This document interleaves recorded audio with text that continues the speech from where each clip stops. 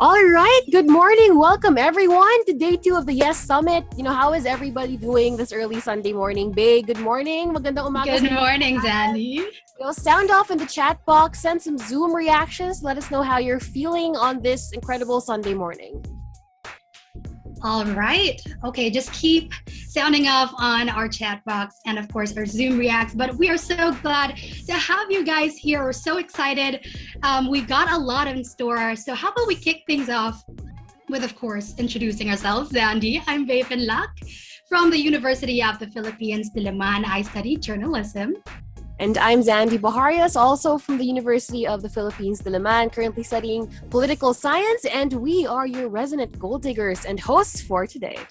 We're both very, very honored to welcome you to this groundbreaking Youth Empowerment through Sports Summit event. But, this is brought to you, of course, by Exemplar and the Gold Diggers PH in a partnership with Upstream Media. Yes, and we have an incredible number of exciting segments lined up for you today with equally incredible guests that we just, can't wait for you guys to hear from. But before we begin, let me introduce you to our resident gold diggers, the project managers of the Gold Diggers Youth. First up, we got Gold Diggers Youth Co-Project Manager, an incoming senior from Ateneo de Manila University, taking up BS Management, and a former dancer who is passionate about music and digital arts. We got Lian Bautista. Yes, and also with us, an incoming senior taking up legal management in Ateneo de Manila University and is a former track and field athlete who has now evolved into a women's basketball fanatic. Ladies and gentlemen, Raya Villon. Good morning, everyone. I'm Lian Bautista, and thank you for joining us again today. We hope that you were able to learn a lot and felt inspired from our gold diggers yesterday, Katan, Juter Cuato, and Coach H. As Sir Robbie mentioned yesterday, the COVID-19 pandemic has set back Philippine sports. The sports community had to keep still. We lost a lot of teammates from the sports industry, and inevitably, we lost a lot of jobs. Since sports was considered as a non-essential, we lost all progress and relevance. But we did not allow this to stop us from making a contribution and progressing sports. And this is how Exemplar began. As athletes, we said we had to play our part to help organizations, brands, and others to inspire action through sport. That's because we believe in the immense potential of every Filipino. And given the right motivation and guidance, they will become world-class. And that the values learned in sports can equip us to progress and win in the game of life. And we do this through the Gold Diggers PH, our empowerment platform, which is focused on helping uncover potential. Like you, a gold digger is a person who has dreams, goals, and aspirations for independence, success, and their version of happiness. They dig in and do the work to become the person they strive to be. And our mission is to empower and help you, our fellow Filipinos, our teammates, to realize your full potential and to help inspire and motivate you to dig in and succeed. The Gold Diggers are focused on 3 primary things: to help uncover potential, to inspire and engage, and lastly, pitch in for a cause.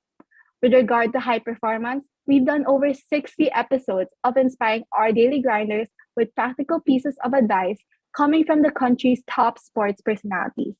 In the midst of the pandemic, we realized the importance of mental health.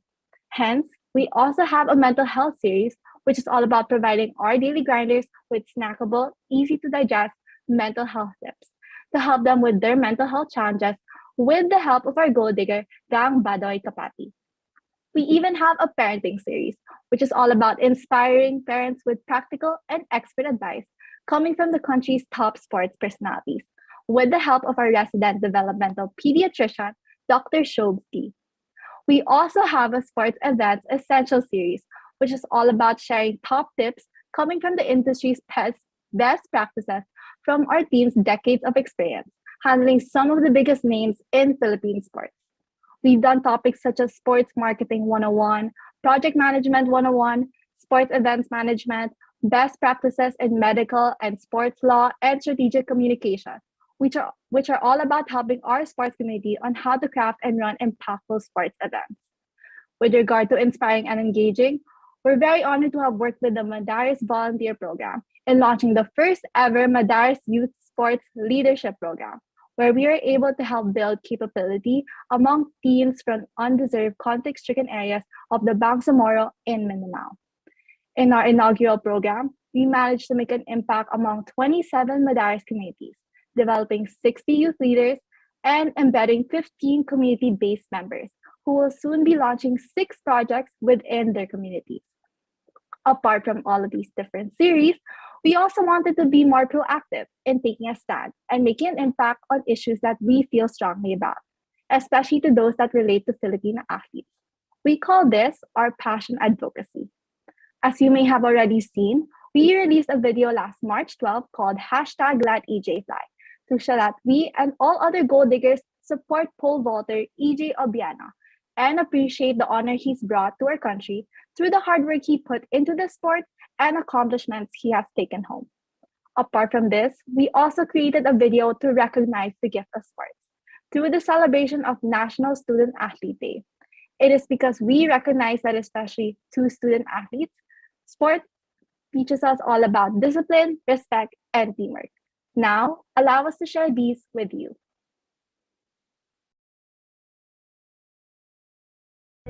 If sports is a great unifier, we've never been more divided. And EJ Obiano's test has stretched our patience and hope thin. Yet he is not alone. We are one with EJ. And if EJ has taught us anything, it's to power through the hardship and get right back up after the fall. We've endured so much as a nation. And that's why we need EJ to carry our hopes, dreams, and flag again. Because when we come together, we can make amazing things happen.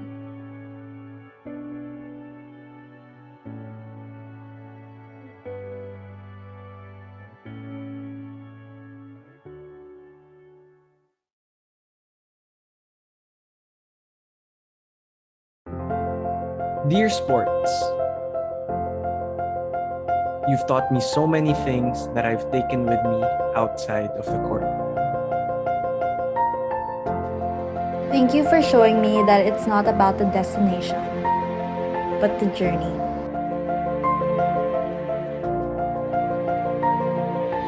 For teaching me that my opponents make me stronger.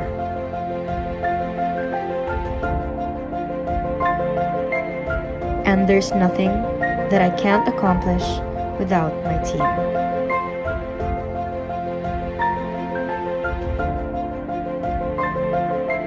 Because of you, I am a better student. A better athlete. And a better human being. Thank you for being a great teacher.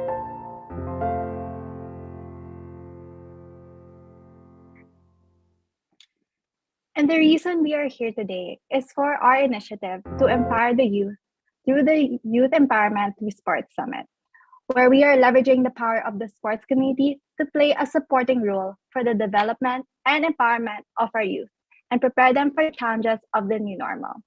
While this event is free, we are taking in donations for our advocacy, Pitch and TH, Exemplar's civic engagement arm, wherein we have been able to work on 3 initiatives so far, such as Donate a Bike, Save a Job, where we were able to collect donations enough to provide frontliners with bikes through Gretchen Hall's campaign.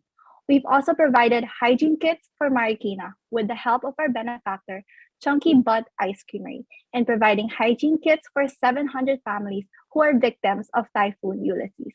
And finally, we also managed to provide 80,000 liters of drinking water to 1,000 refugees of Typhoon Odette in Cebu City. And of course, we plan to have yet another beneficiary, which is Likhang Puso, an organization that focuses on aiding the indigenous Mangyan community in Bulalakaw, Oriental Mindoro, through the provision of improved quality education. Please feel free to donate and pitch in by scanning the QR code on the screen. All of these are just some of the things the Gold Diggers have done in the past. All right. Thank you so much, Leah. And you know what? It's incredible because the Gold Diggers have been able to contribute so much since the pandemic began. And it's amazing how, we realize now that indeed together, when we join hands together, we can achieve incredible things. Yes, and we've only just begun. In fact, Raya will talk more about our upcoming season for the Gold Diggers Youth. Raya?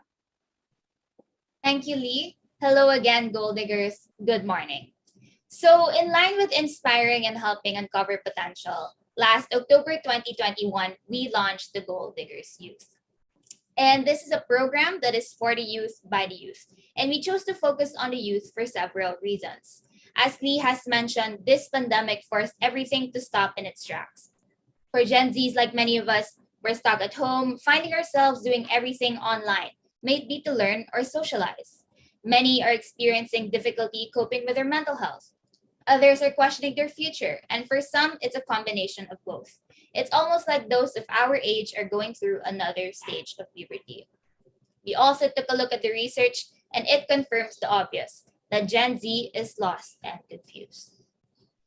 And this is why we launched the Gold Diggers Youth, because we need guidance, and we believe that through the stories our guests tell, we may find relevant tips and nuggets of wisdom that can help inspire and motivate us to dig in and succeed.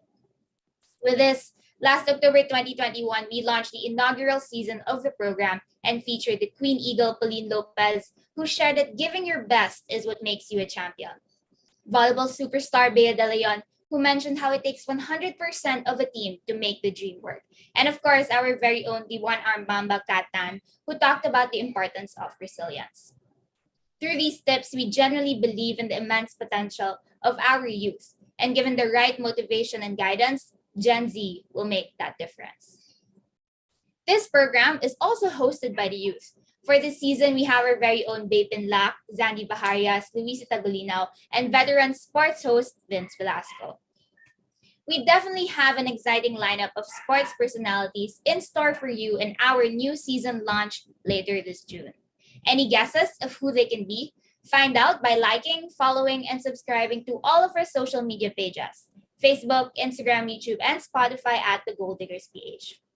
And also, feel free to send us your suggestions for the guests that you want to see in the chat box. Again, I'm Raya. Thank you very much and enjoy the rest of the Yes Summit. Thank you very much, Raya and Lee. There's definitely a lot in store for Gold Diggers with the new Gold Diggers Youth episodes coming up real soon. So to everyone here, make sure to keep an eye out for future announcements on our Facebook and Instagram pages. Of course, that's at Gold Diggers PH. Yes, again, that's at Gold Diggers PH. And on that note, we have so much in store for you guys today. And I don't want to let any one of you wait any longer. So it's time for our first speaker of the day. Mental health awareness has never been more necessary now, especially in the world of sports where athletes continue to test their limits, entering into both rigorous and local international competitions. That's right. And our speaker for today is a consultant and the Sports Institute Medical Services and Sports Science Sports Psychology Unit Head in the Philippine Sports Commission. She also coaches national athletes such as Olympic gold medalist Heidelin Diaz through programs centered around providing proper mental health support, something every person should have access to. Indeed, that's right. So here to talk about self-awareness and the value of mental health, Gold Diggers, it is my honor to introduce to you. Please welcome Dr. Karen Trinidad. Hello. Good morning, everyone. Happy Sunday. How are you? How's your Sunday? Looking good, both of you? Doing well, Doc. That's good. I hope yours also, Doc. Yes. It's a full week, but of course, it's a beautiful day. Okay, shall I start already? Okay, so sharing my screen. Are you seeing already the slide that I have? Okay, so for this morning, we're going to talk about the importance of mental health. Okay, normally when we talk about mental health, especially for athletes, it's never easy. because their perception about this is about weakness. Of course, when you talk about athlete, it's always them being strong. The perception is strong physically, mentally, and emotionally. But before we go with the mental health, I'm going to establish first the importance of what is the psychological aspect in sports. Okay, so when you talk about sports, it's already science. So meaning, okay, we don't win because of luck. No, it's already computed, or more or less it is measurable. So because it is science, it is multidisciplinary. So we have physiology, we have psychology, we have nutrition, we have medical, and so on. Now, if we try to look at the formula of performance, they already discovered in terms of the formula of performance. So we have physical preparation, we have technical skills, and psychological readiness. Now, if this is the formula of performance, physical, technical, and psychological, which among the three is the most neglected? Okay, I'm sure you're going to agree with me that it is the psychological that is more or less neglected, because in terms of the physical and technical, our athletes are always training, sometimes 6 times a week, twice a day. So we don't have a problem in terms of the physical and the technical, but the most neglected is the psychological aspect. So if we try to zoom in terms of the attributes, this is for the physical, the strength, speed, and so on. And then for the technical, we have the balance, orientation, and then look at the psychological attributes. We have confidence, concentration, consistency, and control. Of course, if any of the psychological attributes is lacking, for instance, confidence, concentration, consistency, and control, the physical and the technical attributes will be affected as well. So with that, we cannot more or less go without the psychological aspect. Okay, so next, okay, here are some characteristics, or more or less that we can say that failing in terms of the psychological in nature. Sometimes we see our athletes, they choke under pressure, they lack motivation, they freeze, they become distracted, they play without confidence, and so on. So these are some attributes or characteristics that they are failing or more or less lacking in terms of the psychological in nature. So studies show that within a group of athletes of equal ability, those who receive mental training outperform those who don't almost every time. Because if you go back to the formula, the physical, the technical, and the psychological, of course, the athletes who receive mental training will definitely outperform those who don't have. So what are we saying here? Mental skills, like physical skills, need constant practice. Okay. So sports technically is more than a contest of physical ability. So it's not all about physical, it's not all about talent. Because even before, sports also test courage, which comes from the Latin word meaning heart. That's why with Gilas, we have puso. Okay? And that's why it's always good to watch basketball and CAA, UAAP, because when schools are competing against each other. Okay, so the passion is there. So for this morning, I'm going to share with you 2 books that more or less can help you. The first book is Talent is Never Enough by Dr. John C. Maxwell. So according to this book, okay, the choices that people make, not merely the skills they inherit, propel them to greatness. So according to him, it's what you add to your talent that makes the greatest difference. So if you try to zoom in, okay, this book, okay, belief lifts your talent, initiative activates your talent, focus directs your talent, preparation positions your talent, practice sharpens your talent, perseverance sustains your talent, and character will protect your talent. So if you're going to look at these attributes from the book, Talent is Never Enough, all of this will help you establish in terms of the mental health later on. So when we talk about belief, if you want to become your best, you need to believe you're the best. So it starts with you. initiative and responsibility are inseparable. Okay, so that's why some people that are responsible, they also have the initiative. Even if you don't tell them to do something, they're going to do it, no, because they are responsible.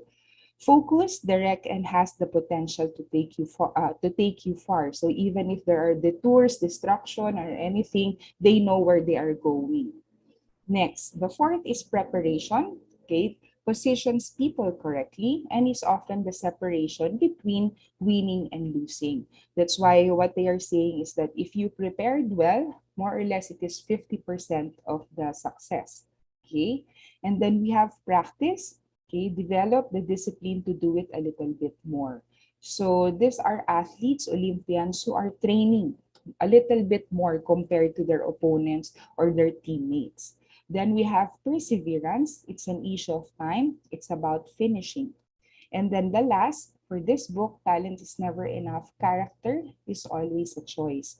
Despite the adversity, the trials, do the right thing. You have to do the right thing and you have to take control of your life.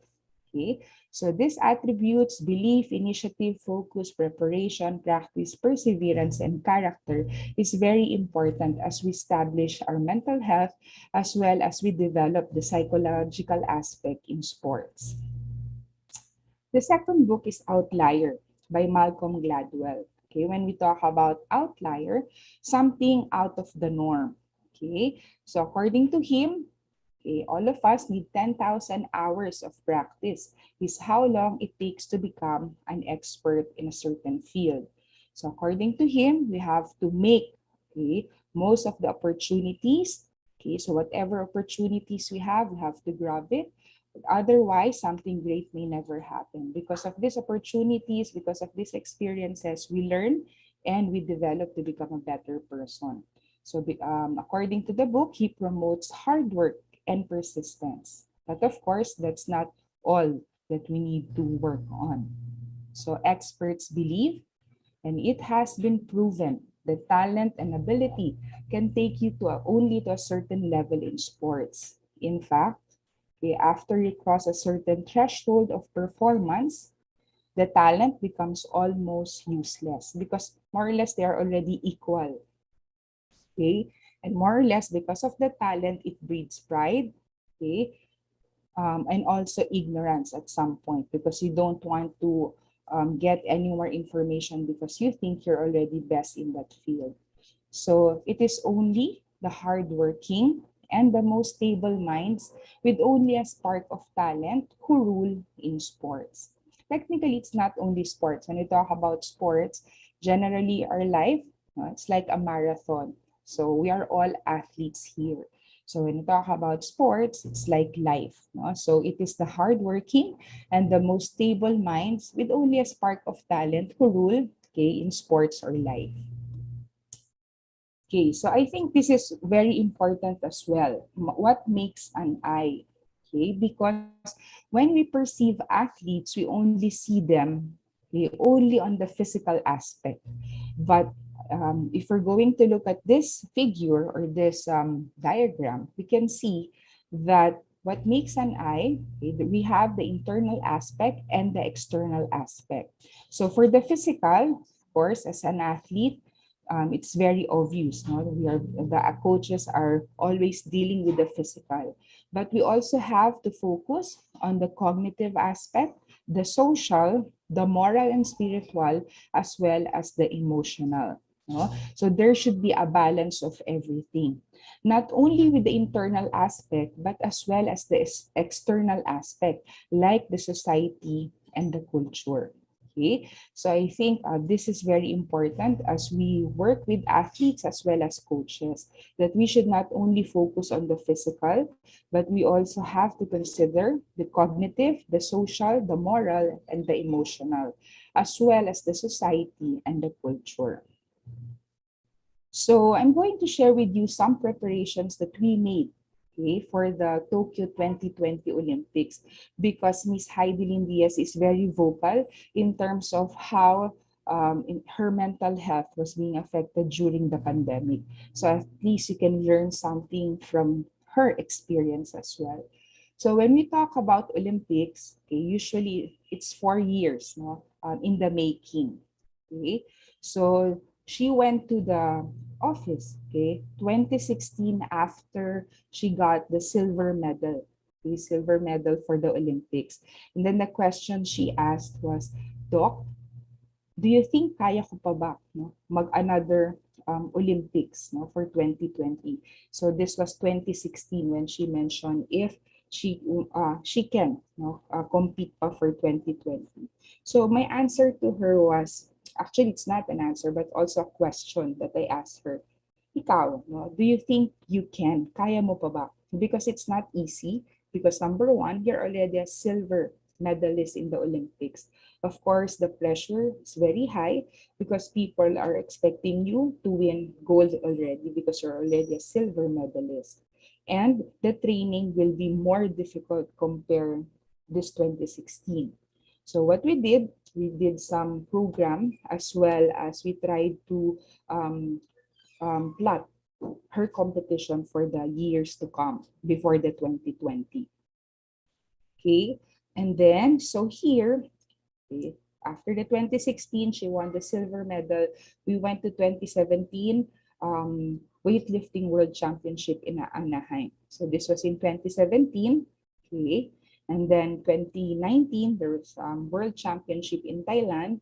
Okay, when she Thailand, her hair pa here is very short. And then SEA Games, okay, December here in the Philippines. And then we have Rome 2020 for the World Championships. So as you can see, even before the Olympics, she's already competing in terms of several competitions because the qualifying for weightlifting, you have to compete for six competitions. So technically in 4 years, okay, I think yung last year, you need to compete twice or three times, no, for her to qualify for Olympics. So it's not easy to qualify for Olympics itself. Okay, so this one, it was already in January 2020.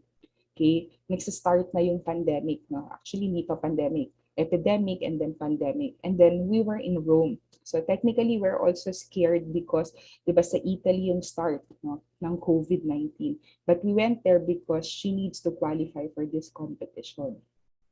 Okay? And then when we went back, of course, suddenly there's a lockdown. So during the pandemic, okay, we are already prepared for the Olympics 2020, but she was stranded in Malaysia.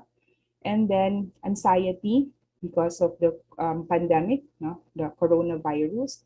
And then there was an announcement, no, in terms of postponement of Olympics. Okay, so we don't know yet if it is canceled or postponed. No? So that's why the anxiety for her is very high. Okay, because she don't know, and she was crying because she's been preparing for Olympics for 4 years already. And then suddenly there's additional months for preparation. So aside from that, because she's stranded in Malaysia, she doesn't have any equipment. That's why we try to improvise. No? As you can see, these are empty bottled water, actually bottled water. And then eventually, yung mga bags, no, full of stuff just for her to lift.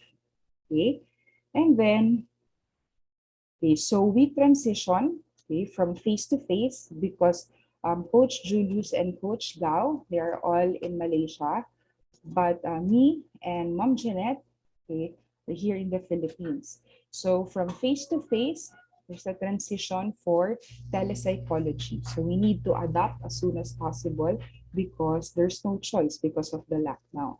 Okay, so I think one important thing, okay, for anything that is related to pandemic is our ability to adjust quickly to the situation.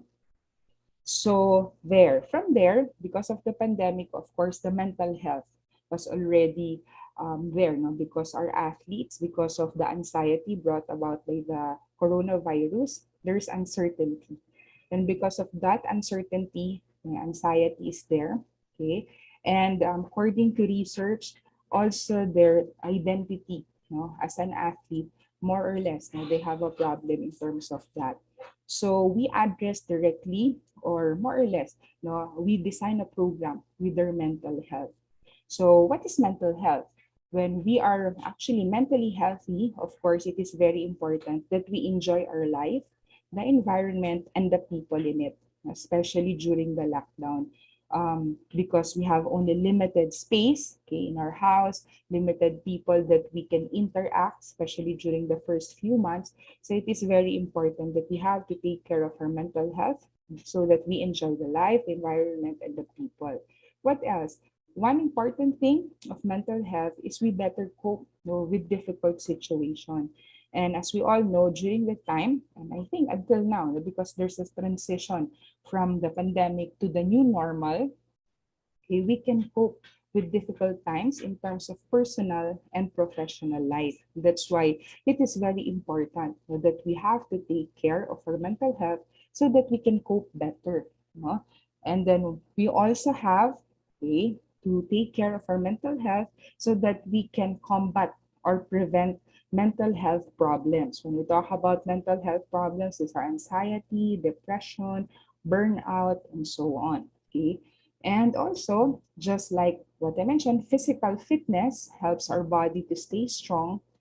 Mental fitness helps us achieve and sustain a state of good mental health. So it's not only the physical that we have to take care, but as well as our mental. Okay. So these are signs of deteriorating mental health. Okay, so usually the question, no, Doc, how will you know, no, paano mo malalaman if my mental health is already deteriorating? No? So usually we give them this checklist. Okay, so there's difficulty falling and staying asleep. Okay, you try to pull away from people. Okay, or sometimes you try to isolate, no, having low or no energy, especially when you just woke up and then you feel that you're tired, no energy. Okay, there's feeling of numb or nothing, or like nothing matters, having unexplained pains. Okay, feeling helpless or hopeless. Okay, some may tend to have substance abuse. Okay, you unusual, confused. Okay, forgetfulness, angry, upset, worried, or scared, and then experiencing severe mood swings. There's also persistent thoughts and memories you can't get out of your head.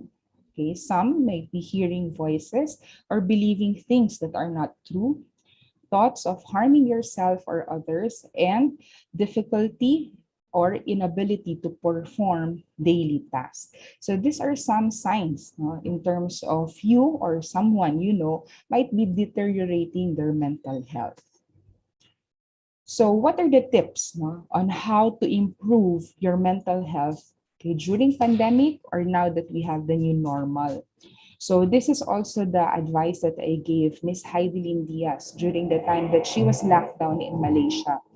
So first, you have to focus on what you can control. So meaning, control the controllables. Of course, there are a lot of things that we can think of, but what is important if you have to think, okay, what you can and cannot control. Okay, you just focus on things that you can control, because before you know it, ubos na yung energy mo thinking of things that you cannot do anything about it. No, so focus on what you can control. And then second, take it one day at a time. No, so I think it is very important yung mindfulness, no? Ang lagi natin sinasabi dito is past is something that we learn from. Okay?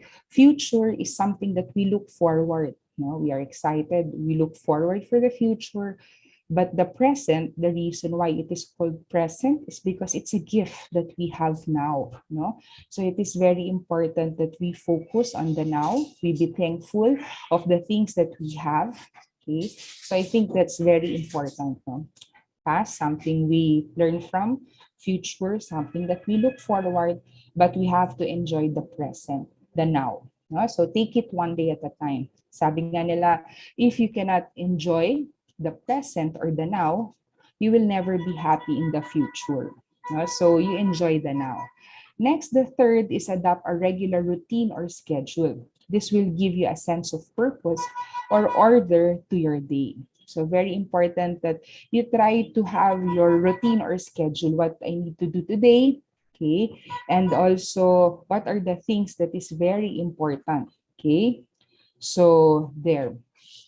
And then maintain, okay, a good health and increase resistance, no?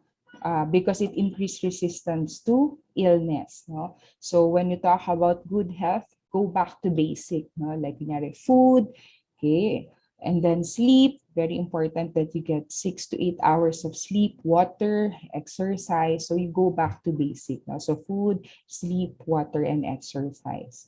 And then stay connected to people whom you value. This is very important, no?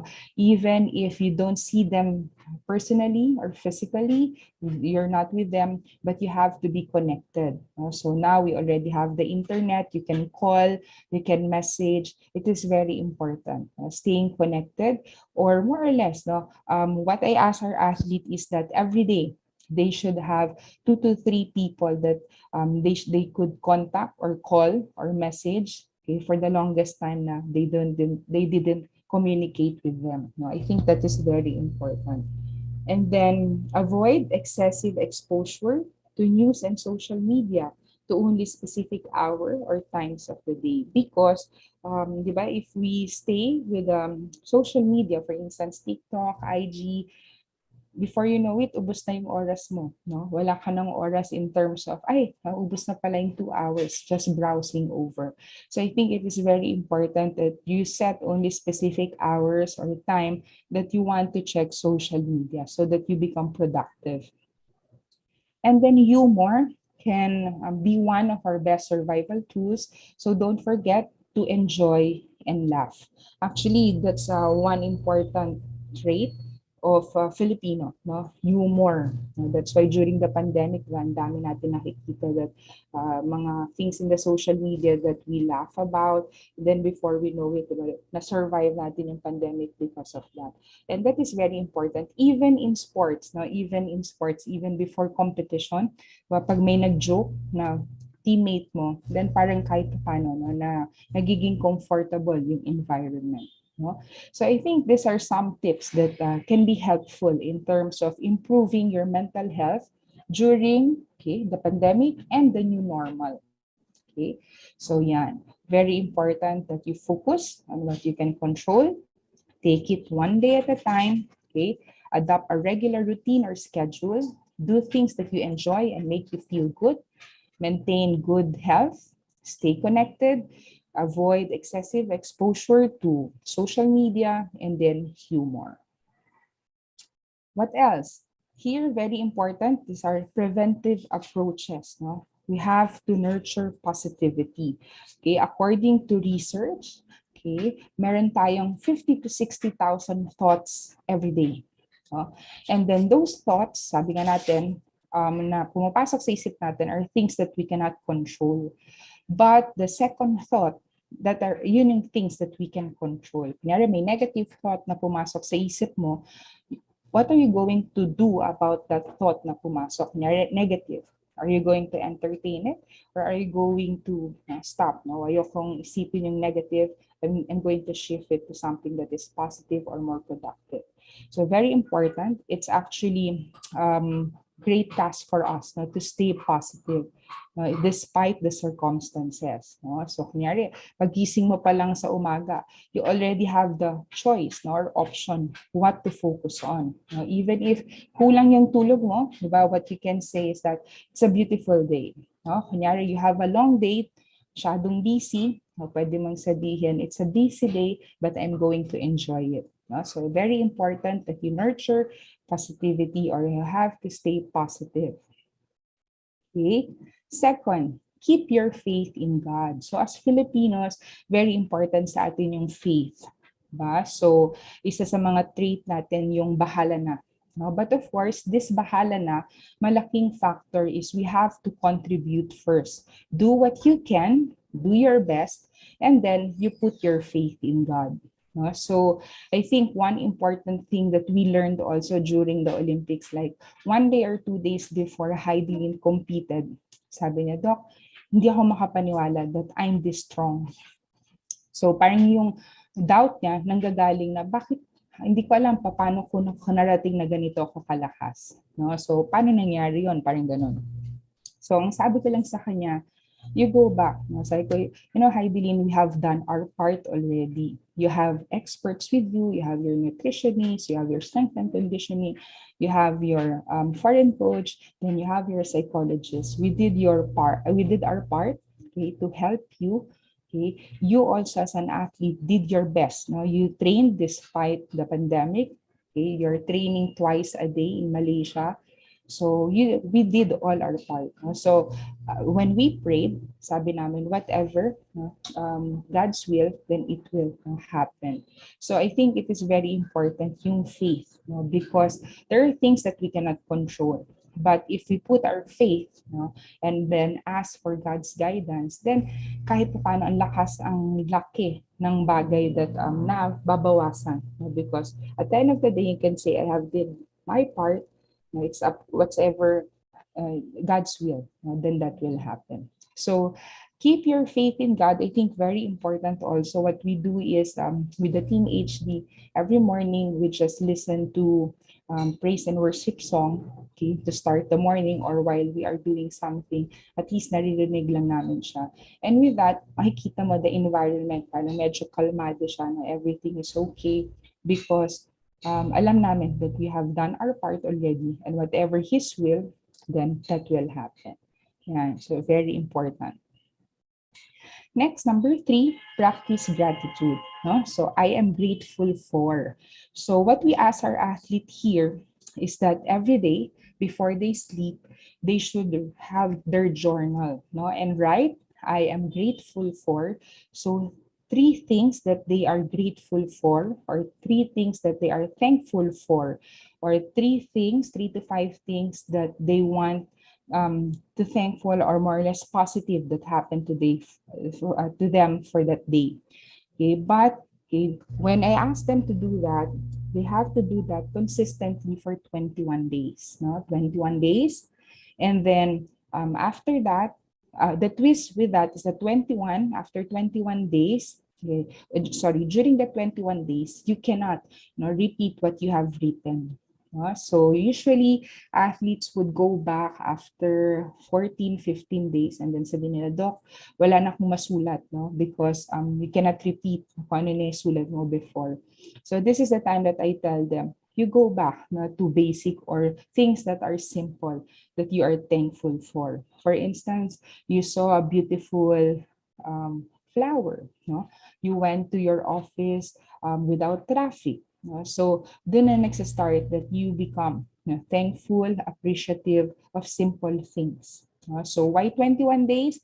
So that you can develop habit. And then from that habit, magiging lifestyle. So it is very important that you practice gratitude or things that you are thankful for. Okay. Number 4 is connect with others.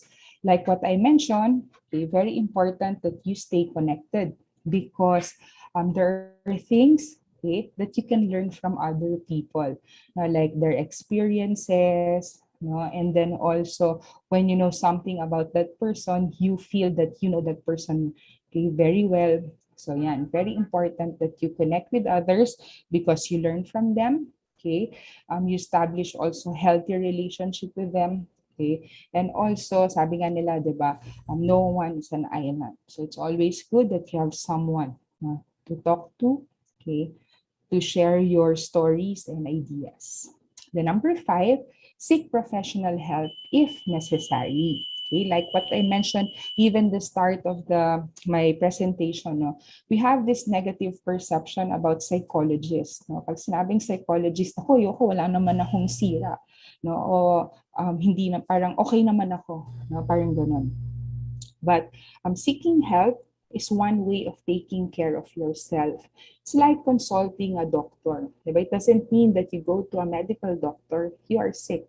Sometimes you just want to check, parang may regular checkup. Then. Seeking help is also a sign of you taking care of yourself. Okay, and also a sign of strength, because you want to know in terms of what are your strengths, what are your weaknesses, and more or less, psychologists or mental health professionals will help you fix in terms of the things that are bothering you. Because we ask questions and yung mga answers naman galing naman sa'yo. We just ask questions and help you more or less establish or look at the picture or the situation, the things that you cannot see. So parang we are just giving you a different perspective. Yan. So very important, okay, to seek professional help if necessary.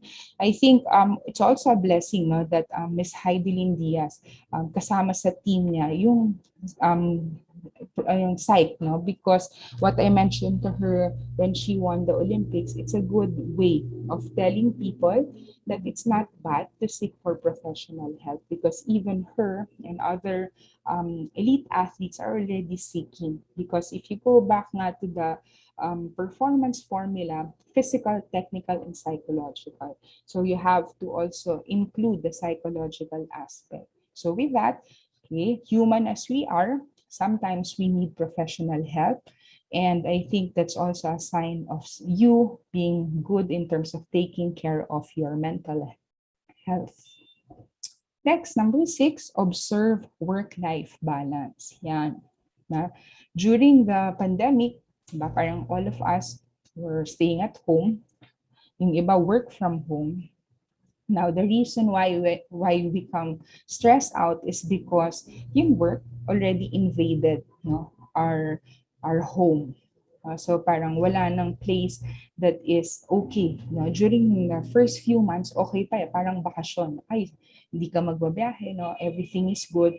But after several months, it becomes stressful already because you receive emails and then you're working inside your bedroom, no, sa house. So parang wala nang pahinga. No? So it is very important that you have your work-life balance. How do we do work-life balance? So for instance, you just answer the emails Monday to Friday. You start at 7 in the morning, then end at 5 p.m. And then if you receive emails, no, then you can just tell them that I'm going to answer it tomorrow, or more or less, no, there's more or less interaction that, or say group chat, no, that there will be no work after 6 p.m. So there should be a rest also in terms of you working. And then during weekends, Saturday, Sunday, you should have a good rest as well. If you want to go to the mall, out of town, then you can do so during weekend. Because very important, work-life balance for you to also enjoy life. So yeah. And then what are the benefits of good mental health? Now, kanina, we established what mental health is, and then what are the tips to improve your mental health. Now, what are the benefits of good mental health? So, of course, a stronger ability to cope with life stressors. Okay, so life can be easier to overcome if you have a good mental health. There's a positive self-image. Okay, so here, sabi nga, overall mental wellness plays a part in your self-esteem. And with that, confidence can often be a good indicator of healthy mental state. So very important with positive self-image, your self-esteem, and then your confidence. And with good mental health, you have healthier relationship. So there's quality time, affection, and support. And when you're not emotionally distressed, of course, it is easier to show up and support the people you care about. Okay, so there. And then better productivity. You feel mentally strong, more efficiently, and provide higher quality of life. So with higher quality of life, of course, you enjoy life that we have right now. So we have quality of life, better productivity, healthier relationship, self-image, and better coping with life stressors. Okay, so here, how to approach someone who appears to be struggling. Yeah, just remember cares. So C, okay, connect with curiosity and empathy. Okay, so very important. In curiosity is the desire to know or learn something about that person. Empathy is the ability to understand and share the feelings of others. So C is for connect with curiosity and empathy. A, approach with sincerity. Sincerity meaning honest, truthful, genuine. R, remind that it's okay not to be okay. So human as we are, sometimes we don't feel okay, and it's okay not to be okay. E, encourage them without judging. Yan. So you just listen to them and be there for them. And then S, show your support generously. So not only financially, but your time. So lending your ear is very important. So cares. So here, okay, how coaches can support their athletes' mental health. Yeah, so we can give this to them so that they will have also an idea how to help their athletes. So check in, rest and recover, accessibility, okay, interpersonal skills, be proactive, time for yourself, holistic approach, and stay connected. And then we also have here 30 techniques athlete use to relieve stress and anxiety. So yeah. So I think more or less the same with what I shared a while ago. Okay, but these are when they interviewed 200 athletes and asked them how they manage stress and anxiety. These are some of the answers. So these are also useful mental health apps, okay, that you can download, okay, to more or less help in terms of your mental health. And then just sharing with you these stories of great athletes aside from Heidelin Diaz. Okay, so of course, Michael Jordan, he was considered as the hardworking athlete, cut off from high school varsity team and also wasn't recruited by the school that he wanted to play. Okay, so his mother told him to go back and discipline yourself. Okay, and then he worked on his weakness. And then the coach mentioned that he was willing to work harder than anyone else. He practiced for hours. No? And according to him, the mental toughness and the heart are a lot stronger than some of the physical advantage you might have. So there. So that is Michael Jordan. So according to him, I missed more than 9,000 shots in my career. I've lost almost 300 games. 26 times I've been trusted to take the game-winning shot and missed. I failed over and over and over again in my life. That's why I succeeded. Another great athlete, okay, is Wilma Rudolph. So hailed as the fastest woman on earth. She won 3 gold medals. She was far from physical wonder as a youngster. She was a premature baby. 20 sa 22 na anak. Okay, at the age of 4, she nearly died with a long struggle with double pneumonia, scarlet fever, and polio.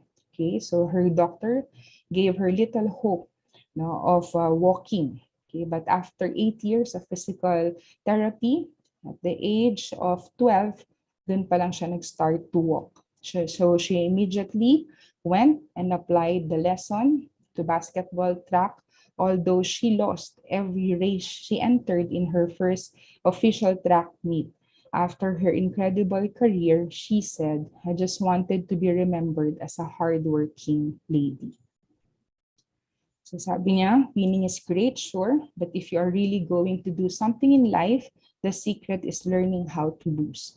If you can pick up after crush defeat and go on to win again, you are going to be a champion someday. And then this is a prayer of golfer, okay, golfer Palmer.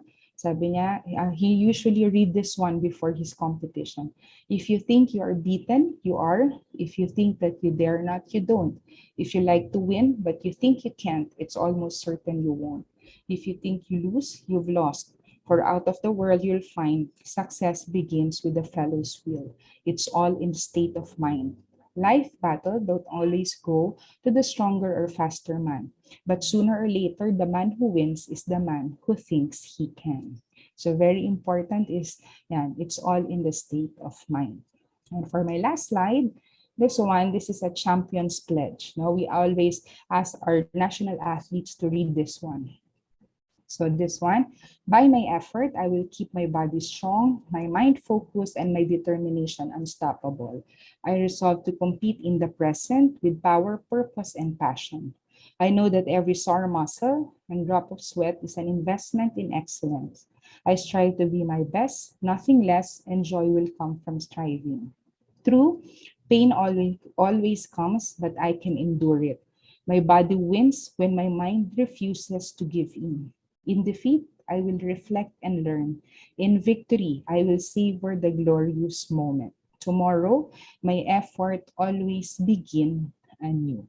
So I think this is a very good reading for our athletes, not only for athletes, but also for us. Okay, so I hope you learned something today. Thank you. Thank you so much, Dr. Karen Trinidad. Again, for everyone in the chat right now, one big virtual round of applause to Doc Karen for that, incredibly informative talk on the importance of mental health. We were able to talk about, we established what mental health is, we established why it's important, and we also established how to protect it.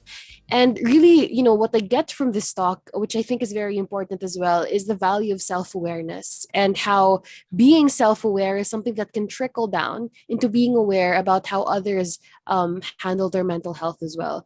And so really we talk about how talent doesn't just push people through.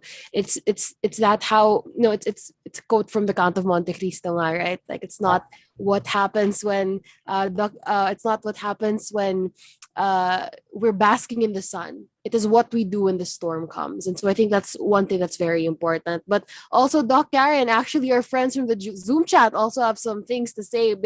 What are these things that our friends from the Zoom chat want to say? All right. So Richard Acosta, first of all, Doc Karen, what a beautiful speech. Thank you so much for sharing that. I think my biggest takeaway, by the way, before I say hello to our friends over at Zoom, is that there's really untapped potential within us, though we haven't yet discovered because we have like these struggles that we're going through that we don't recognize. So I think it's important that all our gold diggers understand that moving forward.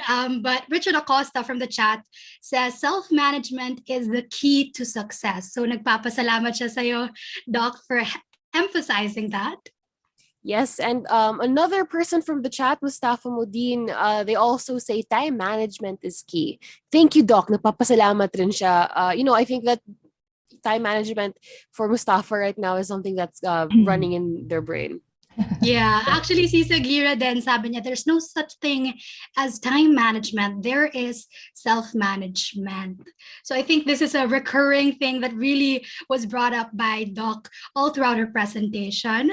Yes, and to be able to manage yourself as well, we have to be aware, Doc, of what's going on internally and externally, because we can't control what happens outside. We can control how we react to those problems. Very stoic meditations by Marcus Aurelius, right? So thank you, Sagirio. Thank you to everyone in our chat. That's something also that Coach Hernando mentioned yesterday. And I just want to give a special shout out on behalf of all the gold diggers right now to our participants from Marikina, Cotabato, Maguindanao, and the Zoom. Hi, everybody. Hi. And, we actually have also great questions from the Zoom chat. So without further ado, Doc Karen, here are some of the questions. This is a question from Samara in the chat. Sabi niya, Doc, what will happen if we purposely neglect our mental health? Okay, so definitely it will deteriorate, no?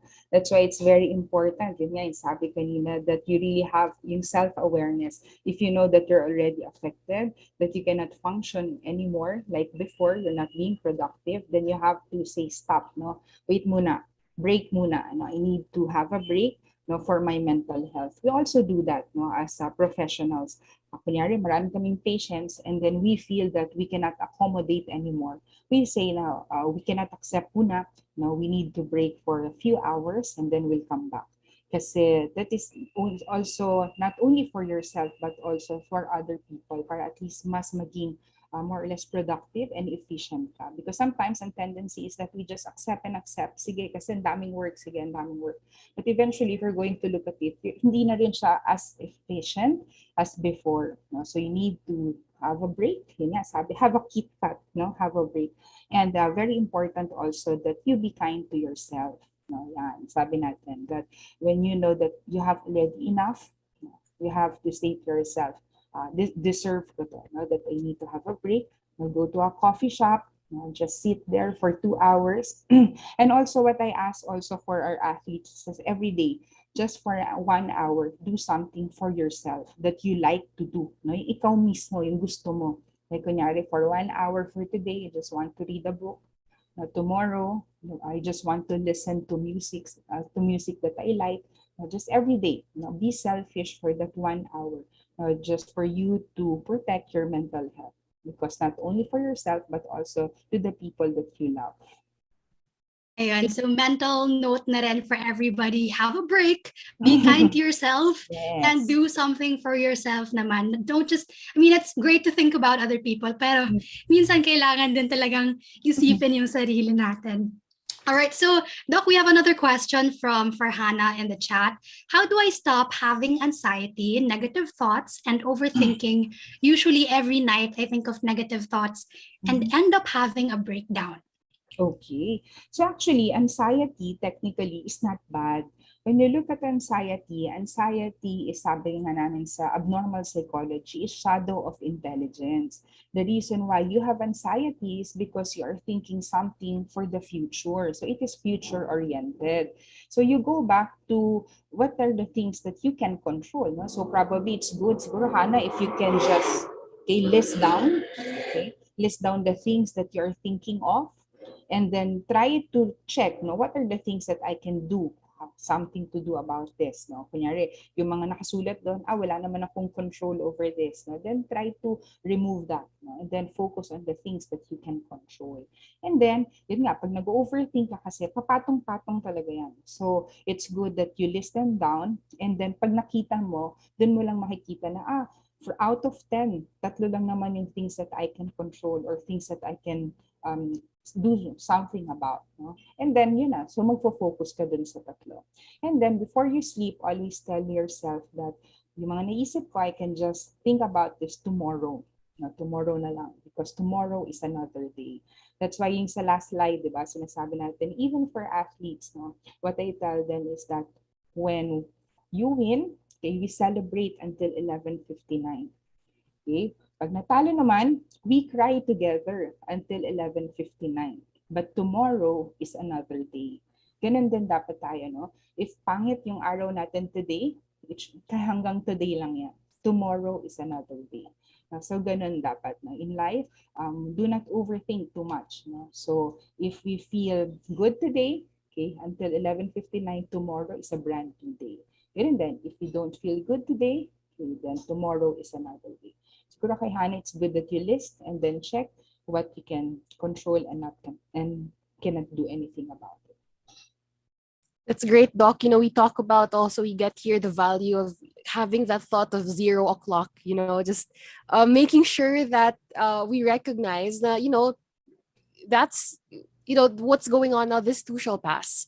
And I feel like we also get here now that, sometimes worrying is suffering twice. If you want, just let your future self, don't let your present self suffer from that so far. But it's great that we talk about how anxiety is also part of, we take wisdom also from being anxious.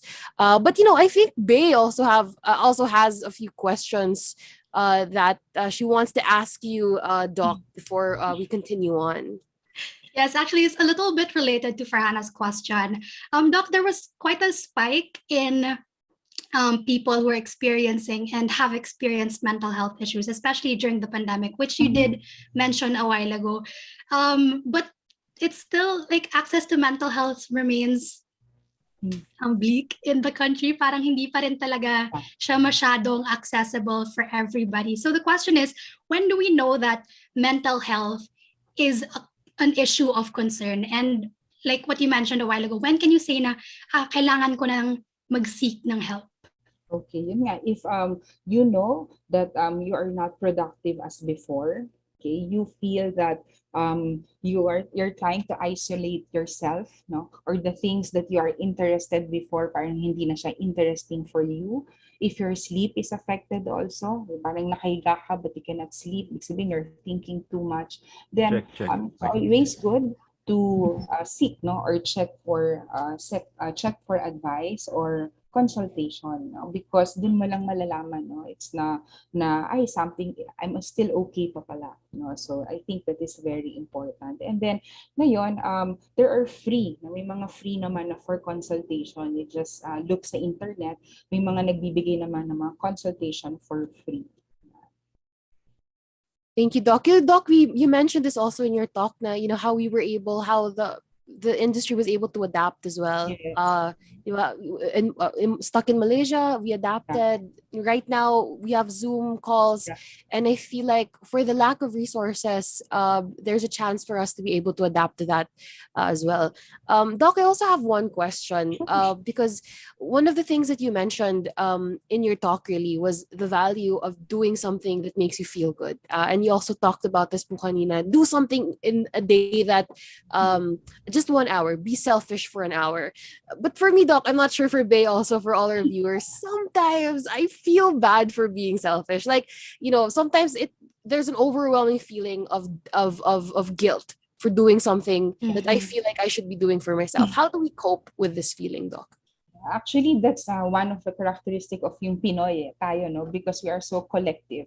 That when we do something for ourselves, ang tendency is that we feel guilty na hindi dapat, no, dapat I'm doing something for my friend, for my family, no. But sabi nga natin is that you cannot share what you don't have. So ibig sabihin, if you're not taking care of yourself, something is lacking sa'yo, then you cannot share that to other people. That's why parang it's good para kang solar light, diba? For a few hours, dapat meron kang sunshine so that you can get something that you can reflect on later on. So I think yun, culturally, part kasi siya, no, natin that we feel guilty. But siguro you always tell to yourself, I need this so that I can help others more. No? So parang ganun, no? That you don't feel guilty doing something for yourself because it's not only for yourself, but eventually, no, indirectly, you're going to be okay then for other people as well. So, ano yan, pwedeng siguro wag muna 1 hour if you feel guilty agad. Start ka muna sa 15 minutes, no, every day. This week, 15 minutes. Next week, 30 minutes, no? And then next week, 45 minutes. And then for a month, magiging 1 hour na siya. Hanggang masanay ka na 1 hour for yourself. If you want magbabad ka sa bathtub for an hour, then do so. No? If you want to have a coffee by yourself, then do so. No? I think that is very important for you as well. That's great. Actually, I just want to point out then, I think all throughout the answers of Doc, we can say that she's a coffee lover, no? Yes, Because she's suggesting to have a cup of coffee from time to time. But we have another question, Doc. This is from a participant. The pandemic has blocked opportunities for learning in the real world. In Gen Z language, I think it's like when we say we feel like we've been robbed of 2 years in our lives. And these are very crucial years because we are still young and we're still trying to figure things out. So yung question niya is, how can we take back those years of lost opportunity, or are they lost in the first place? Actually, technically, we don't consider that as loss, no? Because it can be siguro there are skills na medyo na put aside, no? But in terms of learning, I don't think na may kulang because we can learn from different things, no? Because of the internet, now we can learn, di ba, sa YouTube, no? What else? We can also, ang dami, you can use podcast, ang dami ng podcast ngayon, no? By 30 minutes, 20 minutes, you can learn something. No, so I don't think that na-rob sila in terms of learning. No, we try to adapt as much as we can. For instance, nga yung for psychology, we did a telepsychology. No, because from face to face, it was also difficult for us because sanay kami, no, that our patients kaharap namin face to face, but we have to learn as soon as possible in terms of how to do telepsychology. And I think if we can learn something from pandemic is it's not about the yung mental toughness, the grit, but our ability to adapt is very important because the only thing that is constant is change. So our ability to adapt as soon as possible is very important. No? How we react to the situation, for instance, we listen to it and then what can we do about this? That is very important. So in terms of learning, it never stop. It depends lang sa atin. No? Sometimes kasi sinasabi natin, wala, we cannot do face-to-face, so we will not learn. Actually, sinasabi nga nila that the hybrid or yung internet online, suitable siya for college. No? But syempre sa mga bata, elementary and high school, yun yung kailangan ng face-to-face because there are skills that they need to learn pa. But in terms of college or postgraduate, okay yung hybrid. No? So I think you have to look for ways that you can learn. Ang sinasabi nga natin is do not sleep without learning anything. No? Pwedeng hindi siya related sa academic but in life. No? Di ba yung iba naging plantita, yung iba naging barista, yung iba ang dami nang naging opportunities during the pandemic. So I don't think that naging limited yung learning. It's how we adapt to the situation or how creative we are in terms of dealing with the situation is important.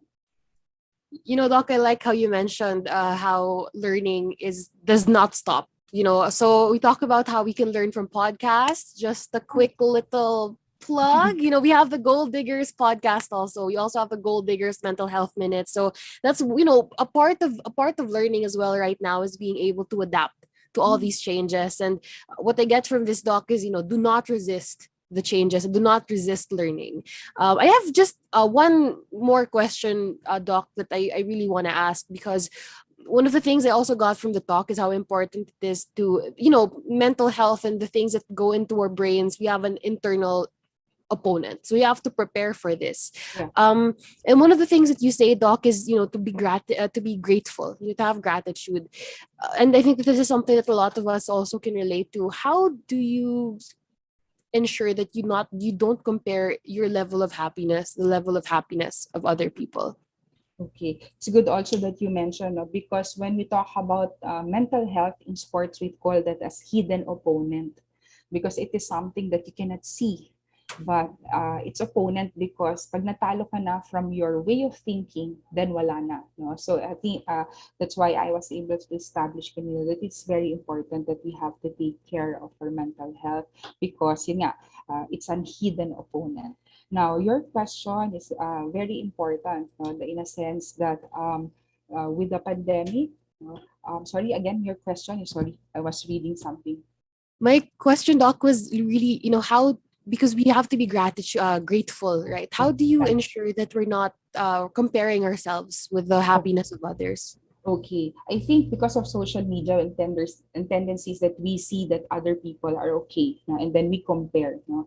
I think yun nga, if you are contented with yourself, then you will not be jealous or more or less hindi ka maiinggit in terms of the success of other people. No, so very important is that you also should have yung self-esteem, self-confidence mo. Dapat okay siya. So that whatever it is, no, that you see in social media or hear from other people, hindi ka maapektuhan.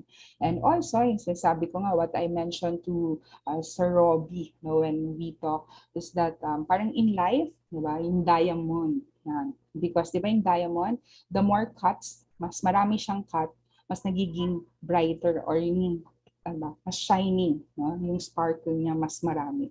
So in life, ganun din. If we have a lot of difficulties or problem, no, parang mas nagiging sparkle or mas nagiging maganda yung ating life because of that cuts or because of those detours and failure in life. So technically, yun nga, the more challenges that we have, we embrace it because eventually, no, meron siyang outcome. No? People will learn from it and we also become stronger because of those challenges. Thank you so much, Doc. Karen, for I think there's so much to say from not just from the talk, from the Q&A, but really from this, I also realized that, you know, make sure that you don't overstimulate yourself. Don't think of think of it's a tale as old as time, but we have to be content with little, right? Like we have to be content with what we have and still strive for more. Yes, and we have our own time. We have our own time. See, some people, diba, parang shine kaagad. Yung iba matagal, but we have our own time. Each one is unique. So we should not compare, but what we can do is that we learn how others did it, and then we try to look how can we do it on our own. Thanks, Doc. And you remember also, I like how you talked about how we have our own time. The important thing is, although we're behind the race, above the race, the important thing is that we are on the race. Yes. We're part of that race in the first place. So, Doc, thank you so much for answering our questions. Ladies and gentlemen, that wraps up our Q&A with the one and only Doc Karen Trinidad. Again, so many things that I've learned. I think I have 3 things that I want to mention before we really end and wrap this up. First is the power to ensure that we have to pour not from an empty cup. So we have to ensure that we have things that we take from ourselves. Second, we have to learn how to adjust, recognize what is in our control, and from there, work through it. And thirdly, take it one day at a time. It doesn't matter whether you're doing it slow, whether you're doing it fast. What's matter is you're doing it. So that's what I got from this. What about you, Bay? I think there's so much to say. Right. Actually, I learned a lot. Honestly, I feel like a lot of our participants will probably make these Instagram captions care of Doc Karen's quotable quotes for today. But my favorite takeaway from this was when Doc Karen said that we are actually all athletes, and hard work and a stable mind will allow us all to thrive. So I guess a participant did mention that we are all writing this down. I think Gold Diggers, aside from making us better athletes, is also making us better students, Doc. Ang dami-naming notes from you. So thank you once again for sharing that with us. And now, if you're up for this, Doc, we have a special segment that we call Crunch Time. Yeah, go. Doc, this is, I love this segment because we're going to try to get to know you a little bit more personally. So we're going to throw you some questions, and you're going to have to answer them as fast as you can. Okay. No need to explain, Doc, unless, of course, we can't help but ask. Okay, are we ready for the crunch time questions? Yes, ready. All right. Okay, so 1, 2, 3, let's start. Best part about your job? Learning from others, wisdom. A general activity that will make anyone relax. Coffee, having coffee. Doc, what is your favorite comfort food? Actually, any pasta. Yeah. I love that also, Doc. Mawala ng internet o mawala ng phone? Internet. Early bird or night owl? Early bird. I'm trying to be like that also. Life on pause or life rewind button? On pause. Doc, if you were not a psychologist, what would your alternative career be? Probably teaching. Yeah. Doc, matangkad o maliit? Matangkad. Doc, ito, favorite question ko to. Celebrity crush? Piolo Pascual. Understandable, Doc. Yeah. Of course, one final question, a one-liner advice to athletes struggling right now with mental health. Okay, so don't seek help. No? Don't hesitate to seek help because we are here for you. No? We are here to listen and we are here to help you. So I think that is very important that they know that they can run to someone and we are here. Ayan, maraming salamat ulit, Doc Karen, everybody. Doc, for the last time, do you have any final messages to our teammates, to our Gold Diggers who have joined us for your talk? Okay, I think one, it's good that you are here because meaning you are willing and learning, willing to learn. And because of the speakers, yesterday I was listening also, I learned a lot.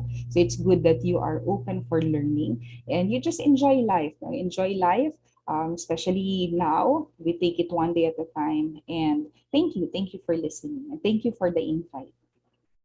Thank you so much once again, Dr. Karen Trinidad. That was, I think we start off the day so great. And the fact that we have so many incredible speakers for the rest of the day. Doc Karen, right now, I've been talking about what I learned in this, in here. And I feel like, again, my notebook is just completely full right now. Me and Bay coming back into our roots as students face to face with a pen and a paper. But really, one of the primary words that I'm able to remember here is the value of self-awareness. You're self-aware, and when you're aware of what's going on, not just internally but also externally, you're able to know what is in your control, and you're able to lessen the worries a little bit, and also you're able to recognize, how you can help other people as well. And really, right now, I just also want to highlight for everyone to not be scared to ask for help. Vulnerability is not a problem, and having people help you out is important. Bay? That's right. I think a lot of the things that we're learning then is there's still a mental health stigma that we have to break through.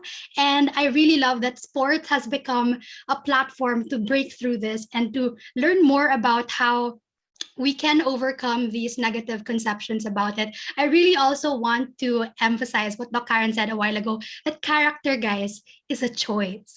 I know we sometimes think that external factors are too heavy on us, but really, these things won't take away our agency. It won't take away our control in our lives. So at the end of the day, it is our own selves who can choose how the directions of our lives will go. So again, maraming salamat, Doc Karen, for joining us.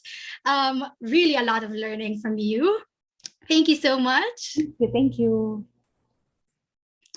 All right, Zandy, grabe, no? Parang ang dami ko agad natutuan, and it's just 10 a.m. So we are, I know we're becoming early morning people na.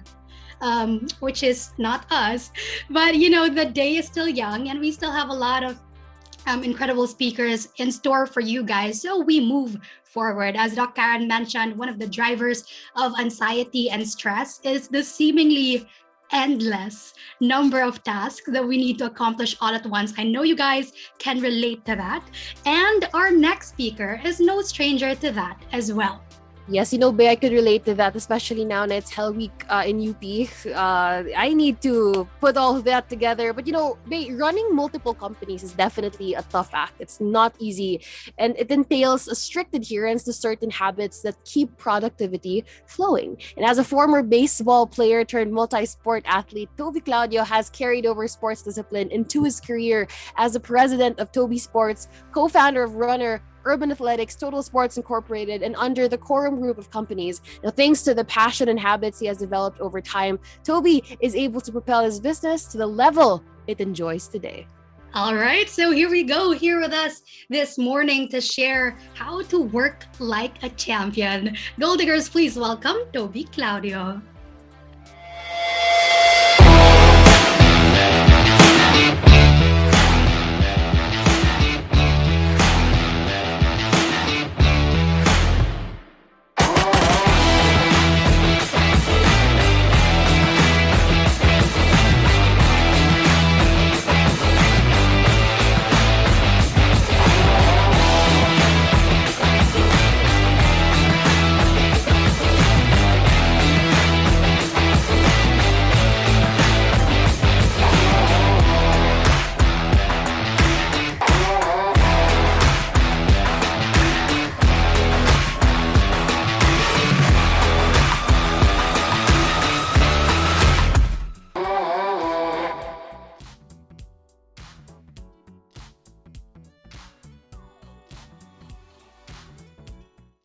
Hi, sir. How are you? Morning. I'm good. Thank you. Pleasure to be here. Thank you so much for being with us, sir. We are so excited to hear your talk today. And I feel like after that sports reel, I would just like to once again introduce everybody once again joining us this morning to share about how to work like a champion. Gold Diggers, once again, a virtual round of applause to Mr. Toby Claudio. Thank you. Thank you. All right. Morning, everyone. My claim to fame, I suppose, is that I have a store named after me. That's not very typical. But unfortunately, I can't really share how I started Toby's because I wasn't the one who started it. It was my dad who did. And I was only 5 years old when he did in 1979. But to make sure I don't disappoint, sorry, let me just share my slides.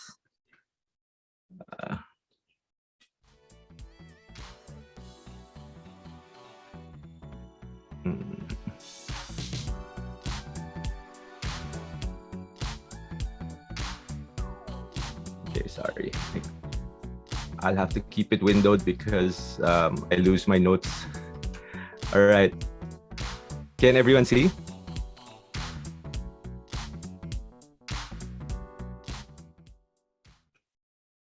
All right, then. Okay, there. All right, so to make sure I don't disappoint, let me see, how do I move this down?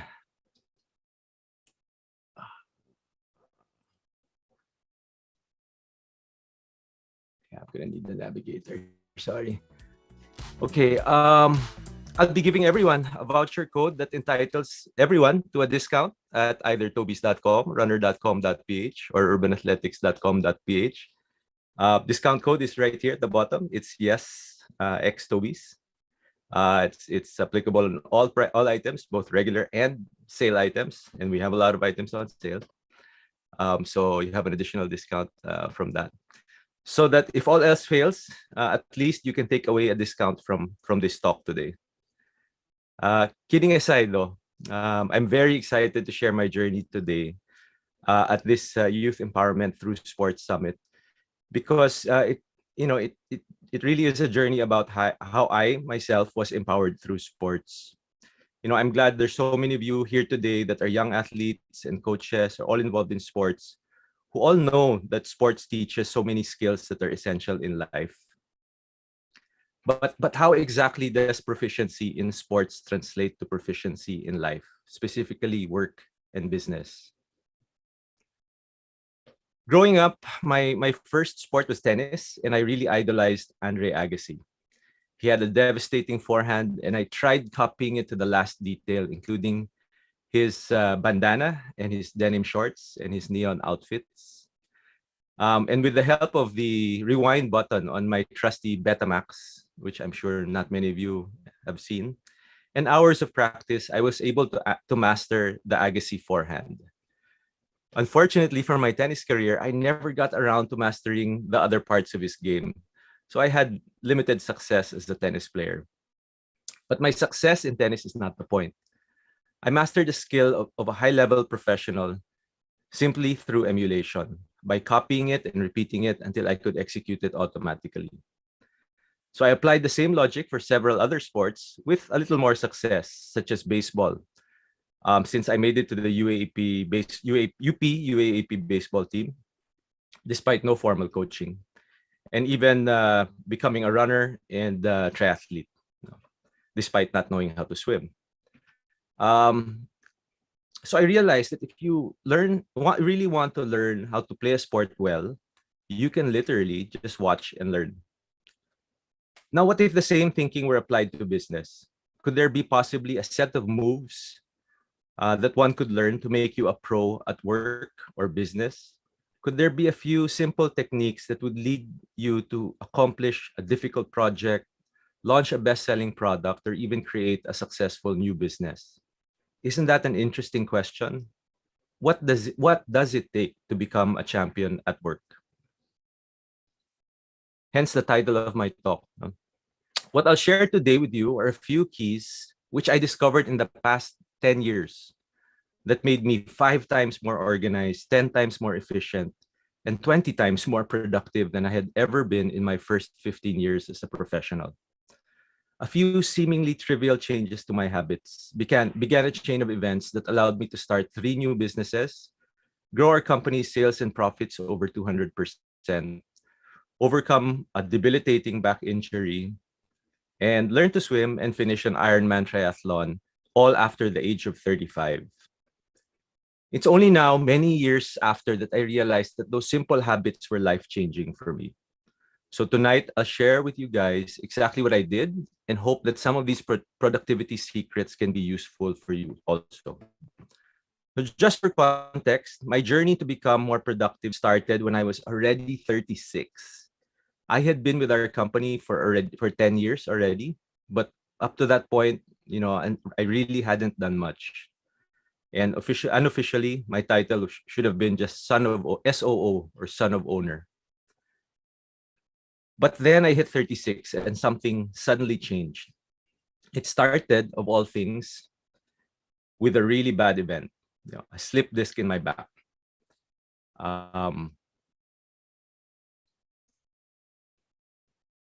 In early 2009, I limped into my doctor's office after a really bad episode of slip disc that made it impossible for me to stand, much less walk or run. He told me that I should stop playing all sports. I was devastated. It was either I stop playing sports or get surgery to remove a disc and fuse my vertebrae together because my back was really a mess. But everyone knows the saying that crisis leads to opportunities. Well, this was definitely my crisis. Since I was banned from playing all my favorite sports, basketball, golf, tennis, badminton, etc., no? All I could do was go out to walk, barely a jog. I couldn't even call it running. And I hated running at the time. I found it extremely painful, so I had to learn how to run properly. I read about form, getting the right shoes, equipment, training, and most importantly, how to get fit for the right shoes for your foot type and gait. And slowly but surely, I was able to run longer. And suddenly it became a habit I couldn't do without. No? I was running every day. I was fitter than I had ever been and dropped 10 pounds. But the benefits were not limited to physical. I also felt much more mentally fit. I had a newfound energy, determination, and intensity at work that I didn't have before. Little did I know that there is scientific proof that a cardio workout in the morning does make people more productive, work faster, and actually smarter the rest of the day. So despite me being into sports ever since I was young, I didn't really have a regular routine of doing cardio. No? So when I picked it up, it really sparked something in me. No? And apparently there's really science behind it. In his best-selling book, Charles Duhigg, one of my possibly my favorite book of all time, The Power of Habit, Why We Do What We Do in Life and Business. He says that exercise is a keystone habit that triggers widespread change. To this day, I start my mornings with at least 45 minutes of intense cardio, either a run, a bike ride, swim, or a gym session. And especially on days when I'm stressed, anxious, and on days when I have a tough meeting or a big decision to make. Going back to 2009, after literally stumbling on the habit of running, I stumbled on another new habit, automatic learning. You know how in the Matrix, when they wanted to learn a new skill, all they did was stick a program into the computer, download it directly into their brains, and magic, they knew Kung Fu. Well, it's very similar. To occupy myself while doing my long runs or bike rides of up to about 4 or 5 hours, I started downloading audiobooks. At first, it was just to pass the time, but you see, I never took up an MBA. So I always had an insecurity that I didn't have all the skills I needed to be the businessman I wanted to be. So listening to audiobooks started making up for that. Since 2009, with very little effort, I've averaged about 20 to 25 books a year without ever reading a single line. Suffice to say, I found a new habit. One of the first audiobooks I downloaded was called Getting Things Done by David Allen. Many of you have never heard of it, but for some like me, who've used it and changed it, and it has changed their lives, it's already achieved cult status. No, those who have used the system and had it change their lives, for us we just call it GTD. I credit it specifically for the things that I've accomplished since 2009. I don't have enough time today to teach you how to use GTD. However, it suffice to say, I've conducted seminars to my own team at the office, and that's how much I believe in it. I have software that automates GTD called Things. It's on my laptop, my iPhone, and in the cloud, and I use it almost constantly. Anything that crosses my mind, wherever I am, even if I'm in the car, even if I'm driving, I turn on the voice recognition and I dictate a project, a task, a to-do, and it always has to have a context and a deadline. So now I don't work like a normal person. Because of this system, because of the GTD system and my software, I work like an emergency ER doctor. When I go through my emails, I only reply to those which I can reply to within 10 seconds. If it takes more than 10 seconds to reply, it goes into things. Wherever I am, again, if I think of something to do, it goes into things. But not just the task, also the due date context.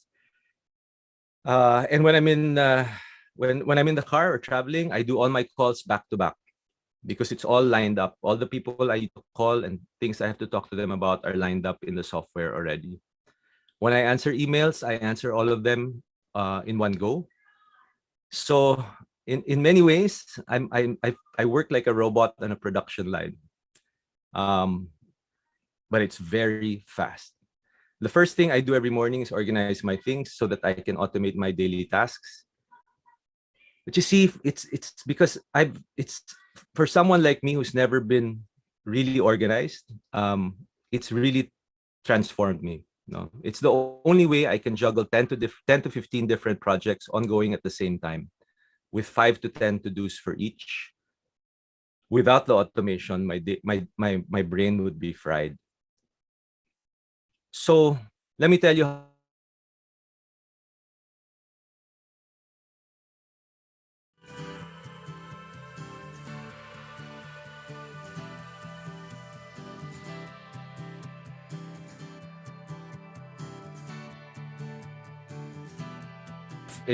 and the system forces you to always think of the next step, no matter how big or how small. So I Googled ideas for new businesses. You know, since the background here is I'd always had a chip on my shoulder to start a new business because I didn't want to be just the son of the owner or, you know, the name on the sign, but I know that I wasn't the one who started it. So I always wanted to become a real entrepreneur and start something myself. No. So that was the project, start a new business, and I didn't have any idea what it was really, what it was going to be. So the task was look for new business ideas on the internet, which led me to a website that sold unused logos for new businesses, which inspired me, and which I bought from a 14-year-old boy from Indonesia, which is another story I don't have to tell today. But that logo, next to that boy, inspired me to put up Runner. I relied on the GTD system again to help me create the next steps, which began with make a PowerPoint for a running store concept and set a meeting with Ayala Malls, which I set even before I had a presentation, just to give myself a deadline. Very short, I made that pitch to the executives of Ayala with nothing but an idea and a PowerPoint deck. But by the end of the meeting, I got exactly what I wanted. They said, Fernando Zobel, who is a triathlete, said, Fernando, let us know exactly what you need to make this happen. And I requested for a prime space on Bonifacio High Street because, you know, runs were happening every weekend here in BGC, and they made it happen. The rest is history. When we opened, I was a nervous wreck because we had never opened a concept other than Toby's before. But sure enough, Fernando helped us. It so much, he helped us cut the ribbon for the opening. And when he toured the store, he said something to me that every entrepreneur lives for. He said, whenever I'm in a foreign city, I make it a point to visit the best running store in that city. I have to tell you, this is the best one I've ever seen. So Runner set the record for us. Fastest return on investment of any store we had ever put up. It was named one of the Inquirer's top 10 trends of 2009. And it won the Ayala Mall Store of the Year and eventually the most outstanding Filipino retailer. To think it all started with one innocent entry in my GTD software, the new business. Thanks to my new habits in that GTD system, I was finally a real entrepreneur, not just the son of the owner.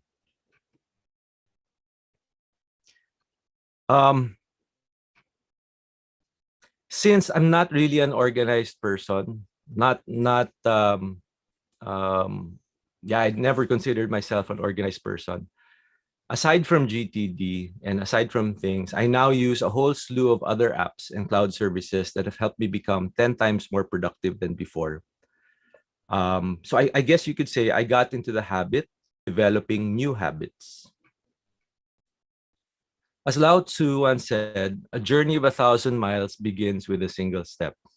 The habit I found both through running and personal productivity was to find a way to make that first step and then make it a habit, make it automatic.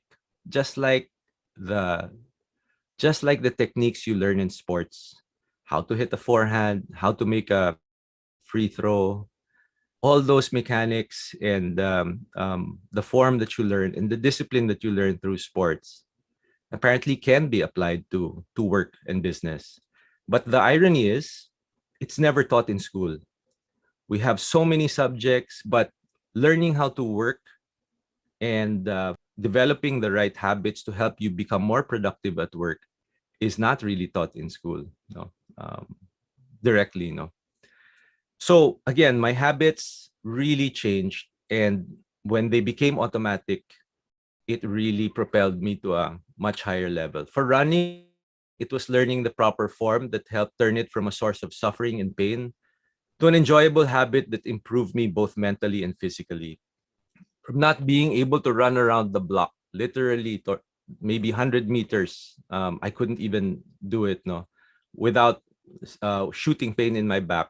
In 2009, my habits allowed me to finish a 1.9-kilometer open water swim, 90-kilometer bike, and 21-kilometer run in Ironman Cebu, and a few more subsequently. No? And also, sorry, my GTD system also helped me learn how to swim to make sure I could survive that 1.9-kilometer open water swim. For work, the skill of GTD helped accomplishing new and difficult tasks like starting a new business fun and repeatable until that too became automatic. So after starting Runner, I started a new retail concept called Urban Athletics, a sports lifestyle store. UA also went on to win Most Outstanding Filipino Retailer. And since then, I've opened up 2 more companies. One being a company that designs and builds world-class mountain bike parks, another sport that I really love. In 2016, we launched a whole new e-commerce department, which we consider like a new business for Tobies.com, urbanathletics.com.ph, and runner.com.ph. And finally, in 2018, we did something we've dreamed of doing for a long, long time, putting up an iconic retail destination, our flagship Tobii store in BGC. So as you can see, once I picked up these few simple moves, running, audiobooks, getting things done system and software, I was really transformed into becoming so much better at work, all after the age of 36. I may never have gotten to the pro level in sports, but when it comes to work, I think I've definitely moved up a few ranks. Since I learned new personal and work habits and increased my productivity, getting big projects done at work, or even starting totally new businesses from scratch no longer seemed as difficult. It has sort of become a habit.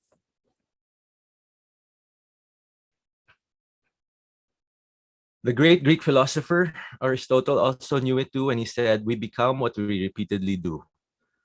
So now that you know how picking up a few simple habits helped me, and very late in life, I hope that you too will be inspired to find new habits much, much earlier in life, well before the age of 36 when it happened for me. Unfortunately, these habits aren't taught in school, but they really should be, starting with getting at least 30 minutes of cardio every day and using a system for work like GTD and things for work automation. But they aren't. So I consider myself extremely lucky to have discovered these habits, even at the age of 36. Better late than never. To end, let me quote Tony Dungy, leadership guru and coach of several champion NFL teams. "Champions don't do extraordinary things. They do ordinary things, but they do them without thinking. Too fast for the other team to react. They follow the habits that they've learned. If you're already active in sports now and you are already learning the right habits, and you've seen that if you practice them day after day, you will inevitably get better. So I think it's actually the same mindset you need to find success at work and life.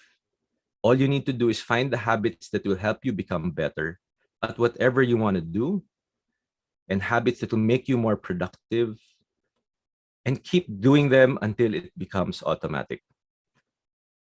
One last thing about habits, the real power of habit is that you can choose the ones you want to have, and you can change them anytime. It's never too late to change them, as I proved, or find new ones, as I discovered. So go out and find your habits, and I wish all of you the best of luck on your journey to becoming champions. Thank you. Thank you so much, Sir Toby. Well, my God, I feel like we are at 10:30 right now and still learning so much. Actually, po, one of the things that I was listening to your episode in the Gold Diggers podcast, and I heard that you really like the power of habit, and so I downloaded it on my Kindle. I'm not done with it yet. I'm still making it a habit to finish it throughout this week. But also one of the things that I got from this talk is that the essence of self-management. You have to be able to manage yourself, and one of the things that Sir Toby really mentioned is the importance of being able to understand the task and thinking of what the next step is. The next step. I feel like that's very important to recall right now. What about you, Bay? What's the most important thing that you've recalled? Right. I do want to backtrack a little bit and connect it with Doc Karen, because Doc Karen said a while ago that practice builds habit and habit builds a lifestyle. So I think it's a very good connect with what Sir Toby has been talking about when he said, especially, I really, really love this, sir, when you said the only habit that you really need to develop is developing new habits. Like, that's the only thing that you have to keep doing, because champions stop being champions when they stop learning. And actually, a lot of questions are really pouring in right now. A lot of people are interested in the process of making habits and how we can navigate through, I guess, breaking it sometimes. Parang guilty, sometimes it happens. So let's dive into it, sir.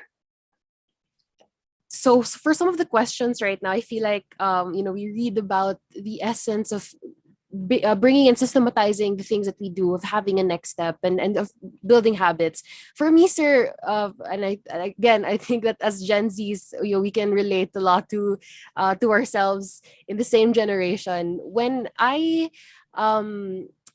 But before I continue on with the question, Pupala, because this is also from people in the chat, I just want to say hello to all our participants in NCR, Baguio, Marikina, Cotabato, Maguindanao. Hi. Everyone, thank you so much for being here. And again, this is what Dr. Karen mentioned, that Bay also mentioned, building habits, right? And so I want to ask Sir Toby, because for me, if I'm trying to build new habits and I sort of regress, I feel bad about it. So, and then pag nag-regress na po ako, ayoko na po siyang ituloy sometimes. So how do you how do you get over that? How do you make sure you relapse into bad habits again when you feel like you failed? I go out for a run. And I think anyone who's into sports can relate to this. There are days when you don't feel like getting out of bed, much less going to training, working out. But when you do, you're primed to do better things. No, you not only improve for that day, you're for the whole rest of the day. You're in much better physical, mental state to do bigger things. There's a saying that it starts with making your bed in the morning, right? So you need a trigger, and that's in the book, Power of Habit. You need a trigger first thing in the morning to get you jump started to do bigger things for that day. So I suppose the harder the physical is really connected to the mental. When you're sluggish mentally, nothing does it better for me than getting out and doing a run or a bike, even just indoor.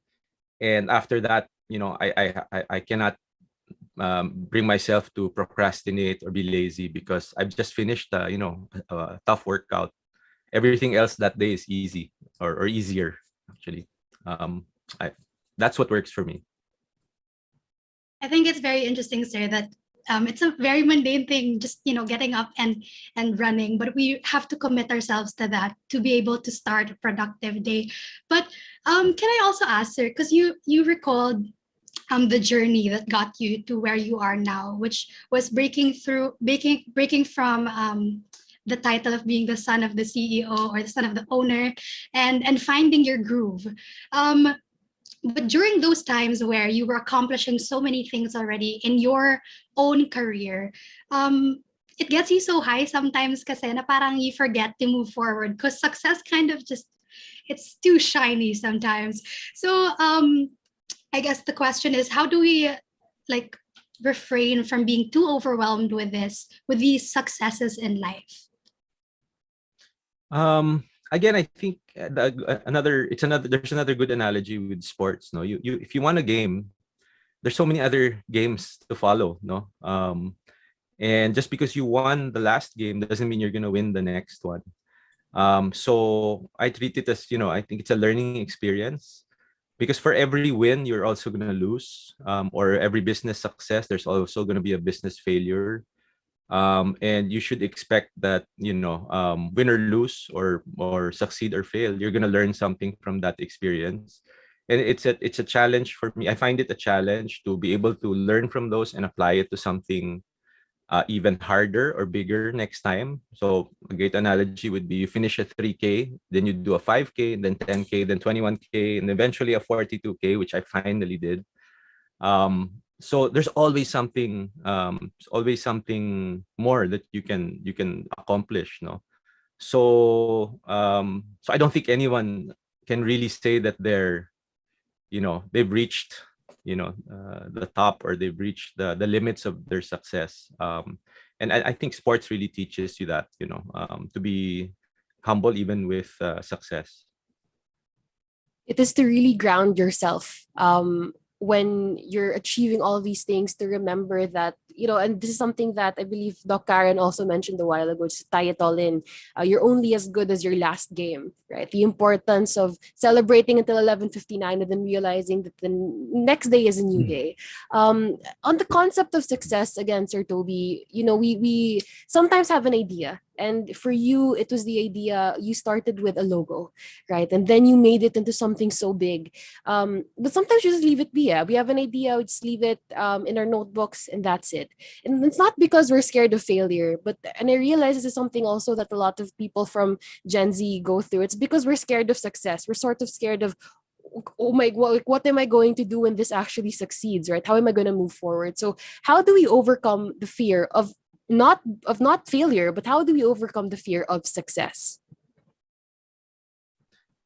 I think in my experience, it's a lot of it has to do with not having enough discipline to do the next thing, no matter how big or small it is.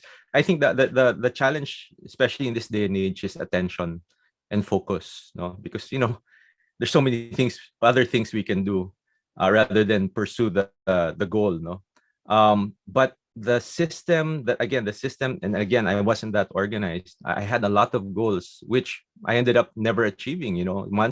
Weeks, months, years would go by, and I'd still have the same goal on my notebook, no, and it just wasn't getting done.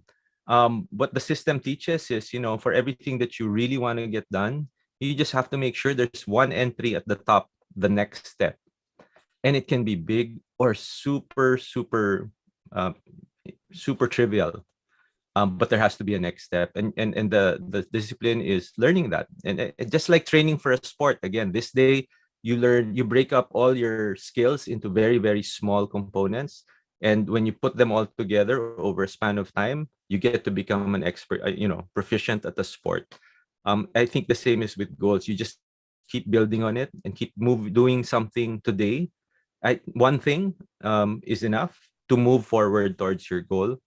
And I think the hindrance has been many times just not having the focus, not having the discipline to force yourself to sit down and think about, what's the most important thing I can do to move this thing forward. Um,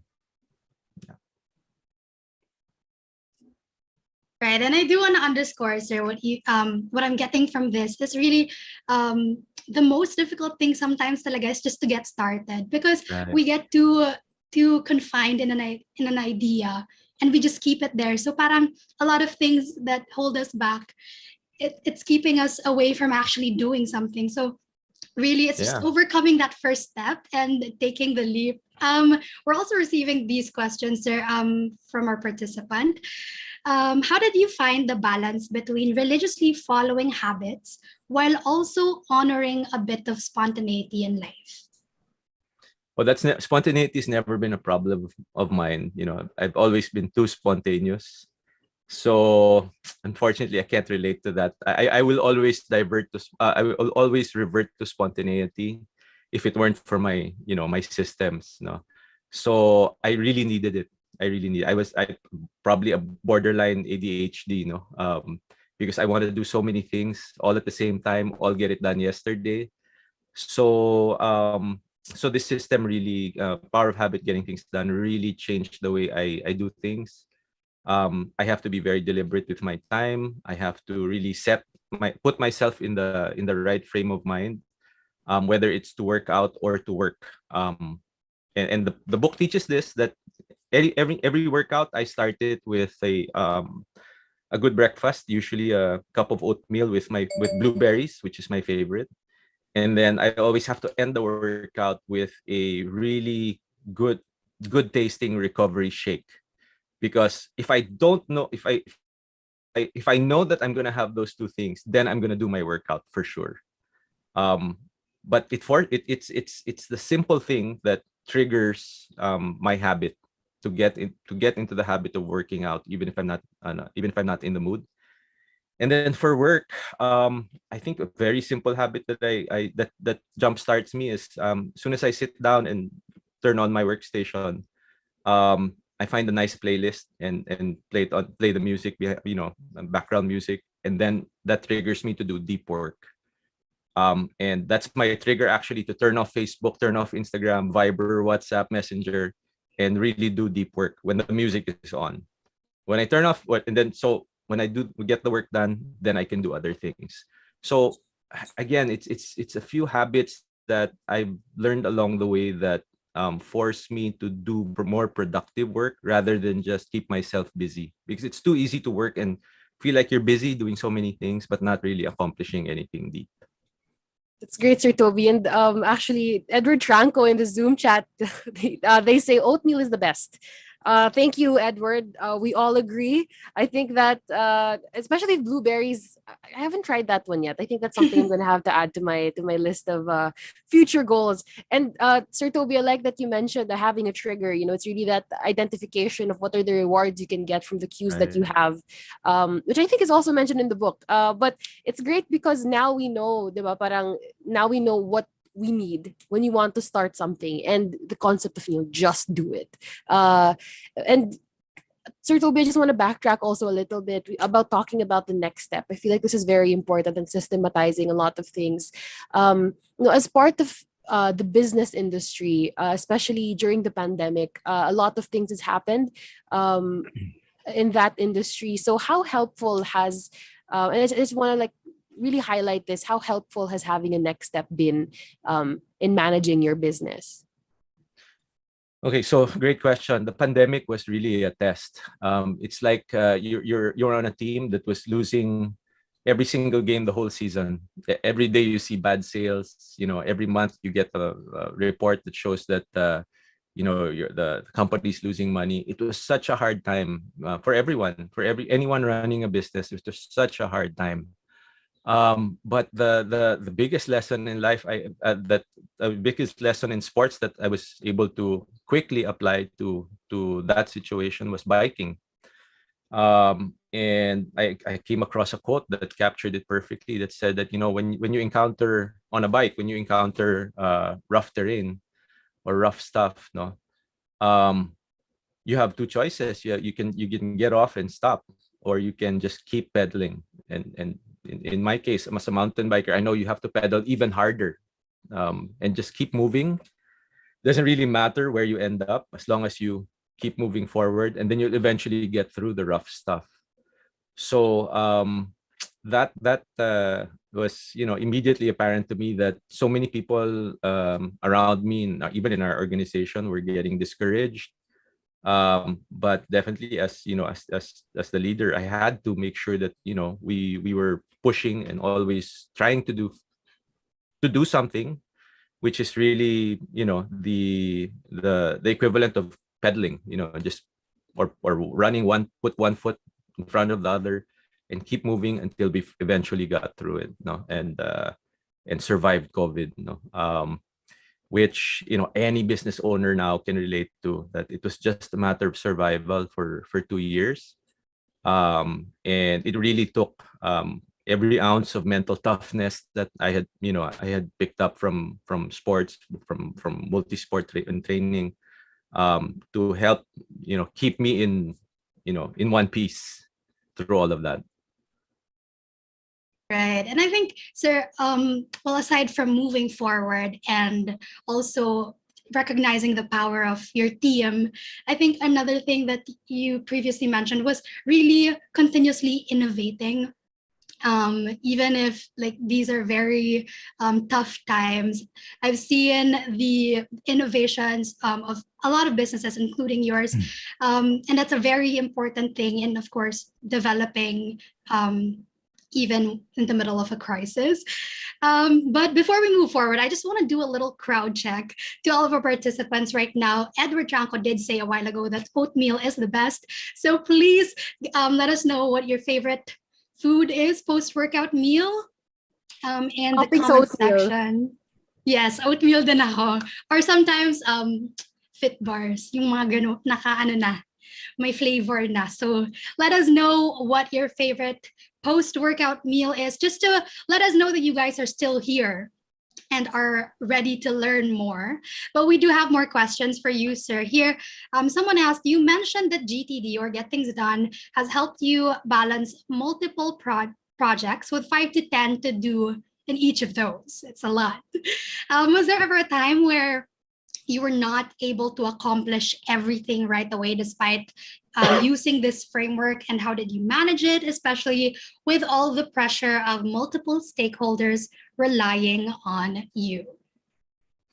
That's a great question. Again, my unfortunately, my default is to try to do too many things. So I have an average of about 10 to 15 projects ongoing at the same time.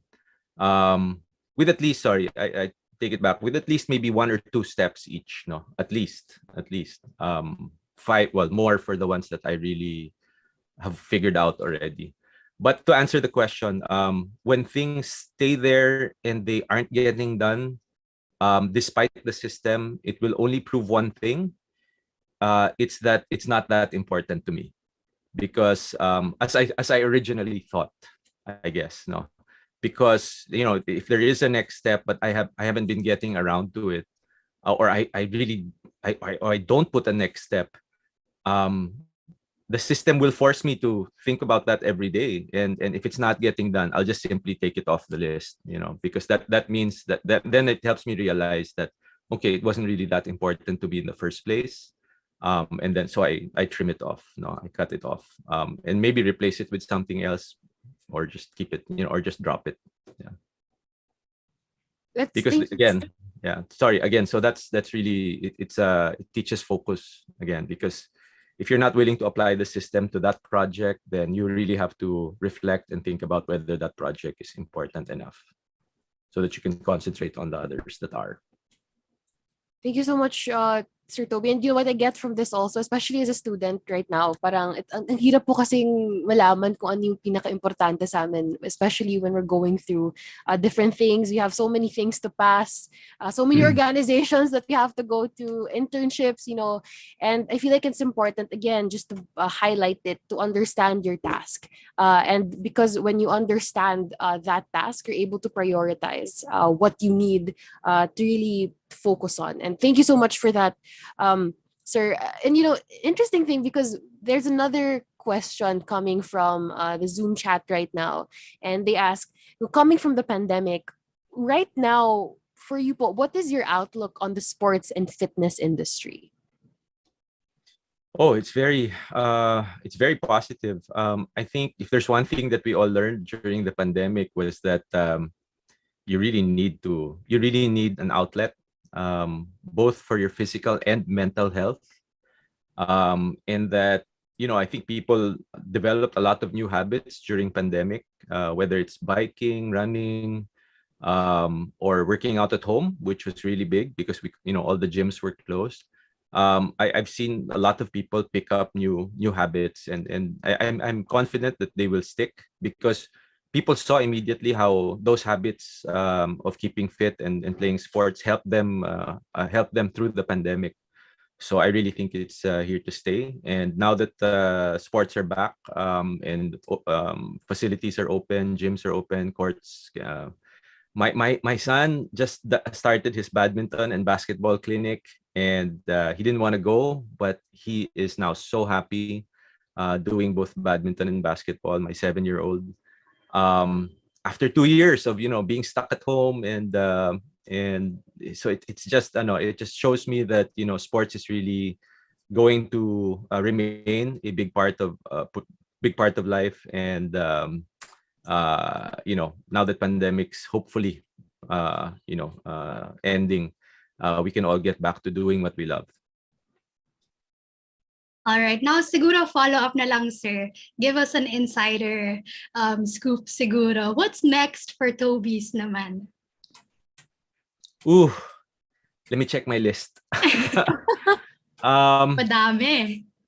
Yeah, the big thing that well, aside from the stores, which we never stop improving, I don't know if it's been obvious to many, but we always make it a point to upgrade the way our stores look, feel, and the store experience. Being a homegrown Filipino retailer doesn't make it easier, because of course we're up against foreign companies, but we've always believed in that. We shouldn't stop until we're proud, and that's the mentality that we put into our stores, and so we're always trying to make them better, like the flagship store here in BGC, which features a lot of things. But the biggest thing that we're working on is integrating our online and our physical shopping experience. Our websites are already doing very well, especially tobys.com. And the next hurdle, the next challenge for us is how to make it seamless, whether you're buying something online or in store, for us to help you pick it up as quickly as possible in any of our stores, any of our 60 stores nationwide, or ship it from one of our stores which is near you, instead of having to ship it all the way from our main warehouse in Metro Manila. And that's really a huge investment in IT, in systems, in putting up a new warehouse also. But we believe that e-commerce is not just a new thing. It's really what customers need to make things more convenient, more helpful, easier to find the stuff you need. And then all we have to do is leverage our big physical footprint of stores, and hopefully make that really a better shopping experience for our customers. So that's the big one that we're really working on, which is not easy. Right. But I'm really, really appreciating it. As a consumer, I believe it's important for companies to listen to us as well. As consumers, parang, I think it's something that I appreciate, because the innovations that come here with the businesses are actually after what we need. So it's not just a one-way relationship with these businesses. So we do hope that everybody here can check out Toby's sometime soon. Sana sama-sama tayo physically. So yeah, they have 700 outlets, more than 700 outlets nationwide. Tama ba yun, sir? Sorry, 700. No, it's more. It's 60, 65 now. Yeah, 65. Okay. Yeah. All right. So over 65 outlets, and hopefully mas marami pa in the future. We're really looking forward to all those innovations. Thank you once again, Sir Toby. We really learned a lot. Thank you. Personally, I do want to underscore one of the things that he talked about throughout his presentation, which is for everybody here, success is not a 24-hour story. I hope that we remind ourselves that we don't have to accomplish everything right now. Sometimes it's a long-term investment. Sometimes it's not going to happen, and really that's okay, because all of these things are trying to get us to where we're supposed to be. So we just have to trust ourselves and to trust our pace and our journey. What about you, Zandy? You know, I like how we talked about the concept of innovation a while ago, the future of Toby's, because one of the most important things as well as innovation. And, companies listen to consumers, because I feel like innovation is a great breeding ground for future success. It raises the bar. And right now we're able to, really increase that level for consumers as well. And that's why I'm very excited for this. And another thing that I also want to underscore as well is Sir Toby, you mentioned this: do not stop until you're proud. And what I love about that is stopping doesn't have to happen, again, like what they said, in 24 hours. You can take your time, and when you take your time, the next step, one step, systematize it and prioritize. That's one thing that I really want to focus on. And I want, I think that also all our listeners and watchers right now have been able to embrace. So again, Sir Toby, thank you so much. But before you leave, sir, it wraps up, that wraps up our Q&A. But Sir Toby, Claudia, would you be up and about for a new segment that we like to call Crunch Time? Fire away. All right, so I'm sure you already know this, sir. We're just gonna try to get to know you a little bit more. We're gonna throw some questions. You're gonna answer them quickly as you can. No need to explain unless we're very interested to know or we have follow-up questions. So are you ready, sir? Game. Let's do it. All right. All right. Question number 1. What is the best thing about your job? Helping people play sports. Ooh. Biking or triathlon? Biking now. We have a great quote from biking. Who is your favorite sports icon? Oh, so many. There's too many. Michael Jordan, the best at the GOATs. Michael Jordan, of course. Ayrton Senna for racing. So many. I'll leave it at that first. There's one per sport. And all they right. all I look up. Okay, ito, sir. Walang tulog or walang kain? Ang hirap pareho nun. I'd be cranky for both, no? So, yeah, I can't. It has to be both. Wala yung sagot mo. Yeah, I can't answer that. Yeah. Both are very important as well. Both have to be prioritized. Sir, early bird or night owl? Early bird. Dream travel destination? It's gonna be a mountain. And Europe. Cycling through Europe. So all of it. Ooh. Yeah. What is your favorite pastime? Anything that will help me break a sweat. Alright. Ito, sir, medyo weird yung question na to. Pero, naniniwala ka ba sa multo? No. I want to say no also. But, I want to sir, say yes. outdoor or indoor? Outdoor. Okay, F1 team. Oh, gee. Red Bull? And, sir, what is your life motto? Keep pedaling. All right. Again, maraming salamat, Sir Toby, for joining us. Do you have any final messages for our gold diggers who are here with us today? Oh, just I guess I've said enough, no. But again, I think it's habits really. Choosing your habits is probably the most important choice that you can make. So choose well. And we definitely will choose well. Sir Toby, maraming salamat po. And one thing that I also want to say is, you don't have to kill a habit. You just have to change it. And this is like what we realize as well with what you said, sir. Having your oatmeal in the morning, having a trigger, really. You can load the gun, but if you don't pull the trigger, nothing's gonna happen. So, Sir Toby, maraming salamat po talaga for being with us today. I feel like there's so much I can say with what happened right now, but really, for me, one of the most important things that I want to highlight, and I think, Bay, I want to ask you this as well. For me, it's really, again, the value of self-management. Manage yourself. Don't be scared to have habits. And also, don't be scared to recognize that you're only as good as your last game. You're only as good as Right. 2 o'clock. So yeah, what about you, Bay?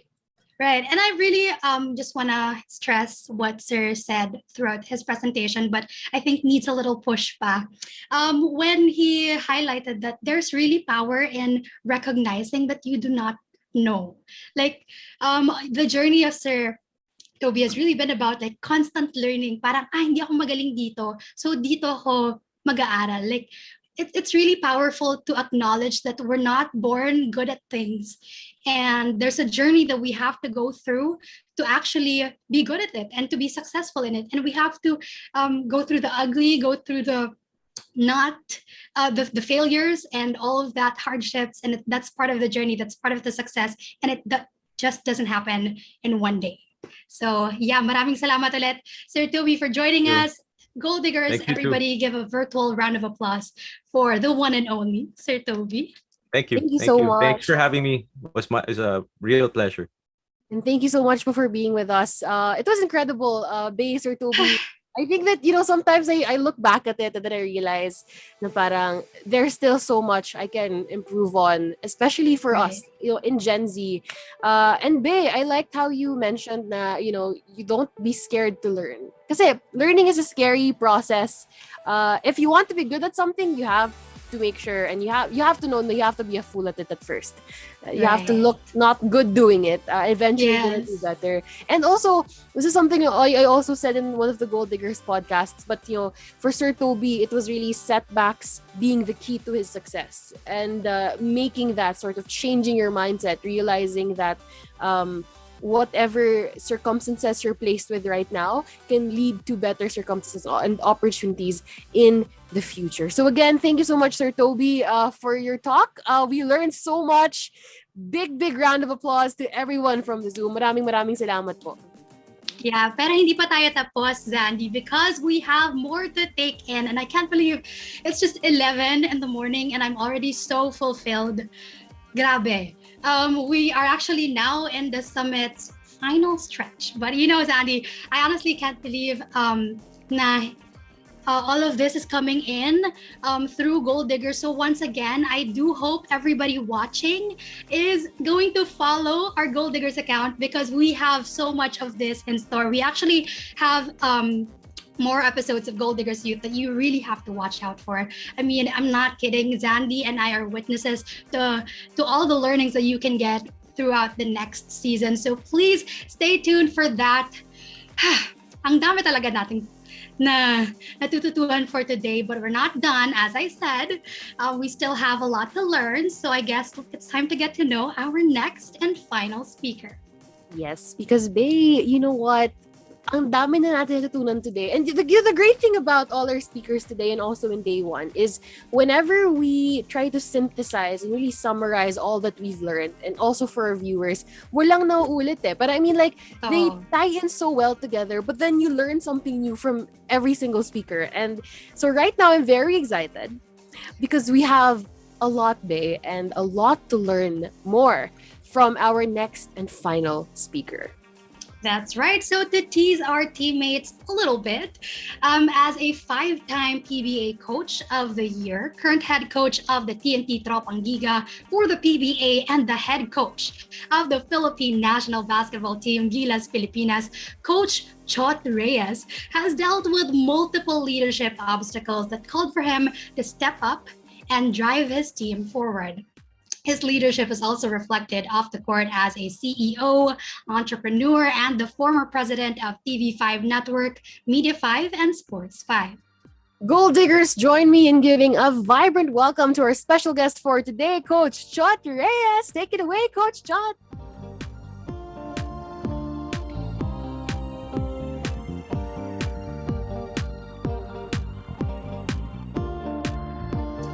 Thank you, Bay and Zandy. It's indeed my honor and my privilege to be invited here with such a distinguished audience.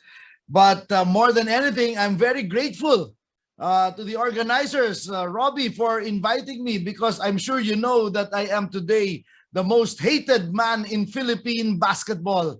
And still, tinuloy nyo pa rin at naimbitahan nyo pa rin ako dito. So I'm very, very thankful for giving me this opportunity.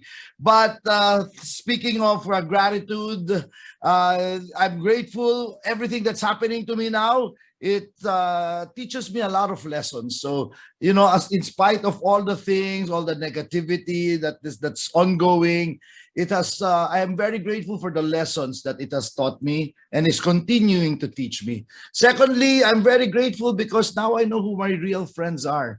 People have really gone out of their way to send me messages, to email me.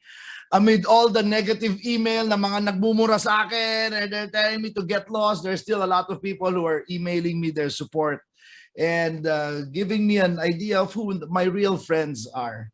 And finally, and I think most importantly, I'm very grateful for the fact that because of everything that's going on, I am completely logged off social media. Yes, I don't have any idea what people are saying because I've been logged off social media. It's our habit in my teams. When the tournament starts, we all sign off our social media accounts. And when we lost that very infamous game to Indonesia, whereby we lost the gold medal in the Southeast Asian Games, I never logged back in. And now I'm seeing, wow, I've got so much time. Napakasarap pala to be logged off social media. So I'm certainly grateful for that. But above all else, all the things that are happening to me now are just a reinforcement of the lessons that I have learned in sports. Number one lesson that I have learned over and over again, and sports and life continues to teach me. We're only as good as our last win. I mean, barely, what's that, a year ago or less than a year ago, I was widely celebrated because when I came back to coaching in the PBA, we won a championship right off the bat with the Talk and Text team. And, you know, I was on top of the world and people were singing all the praises about Chot Reyes. And then I was reappointed the head coach of the Philippine national team, Gilas. I did not volunteer for it. I did not apply for it. My predecessor resigned. So I was again tasked to lead the country's national team. And because of that loss, unbelievable the kind of hatred and bashing that I am getting online. So ladies and gentlemen, we are only as good as our last win. We are only as good as our last championship. We should never be satisfied. We should never sit on our laurels. Second lesson that sports teaches me again and again and again, and this is something that you get really only by being part of being involved in sports, is how to deal with adversity.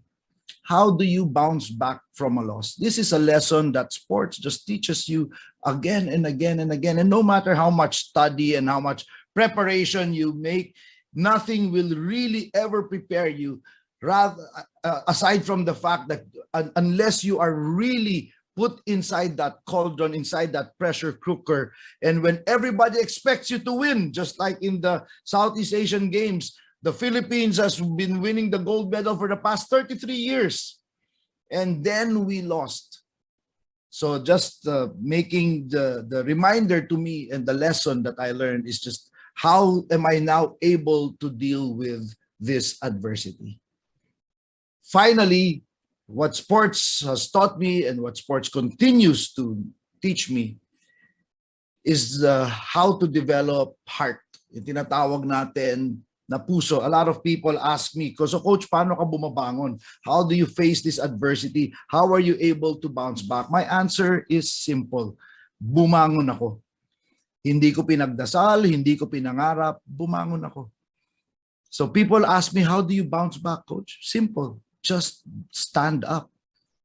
If we're being very honest, when we meet with adversity, when we meet with losses in our life, there's a certain amount of self-pity, and that's fine. You know, we cannot escape that.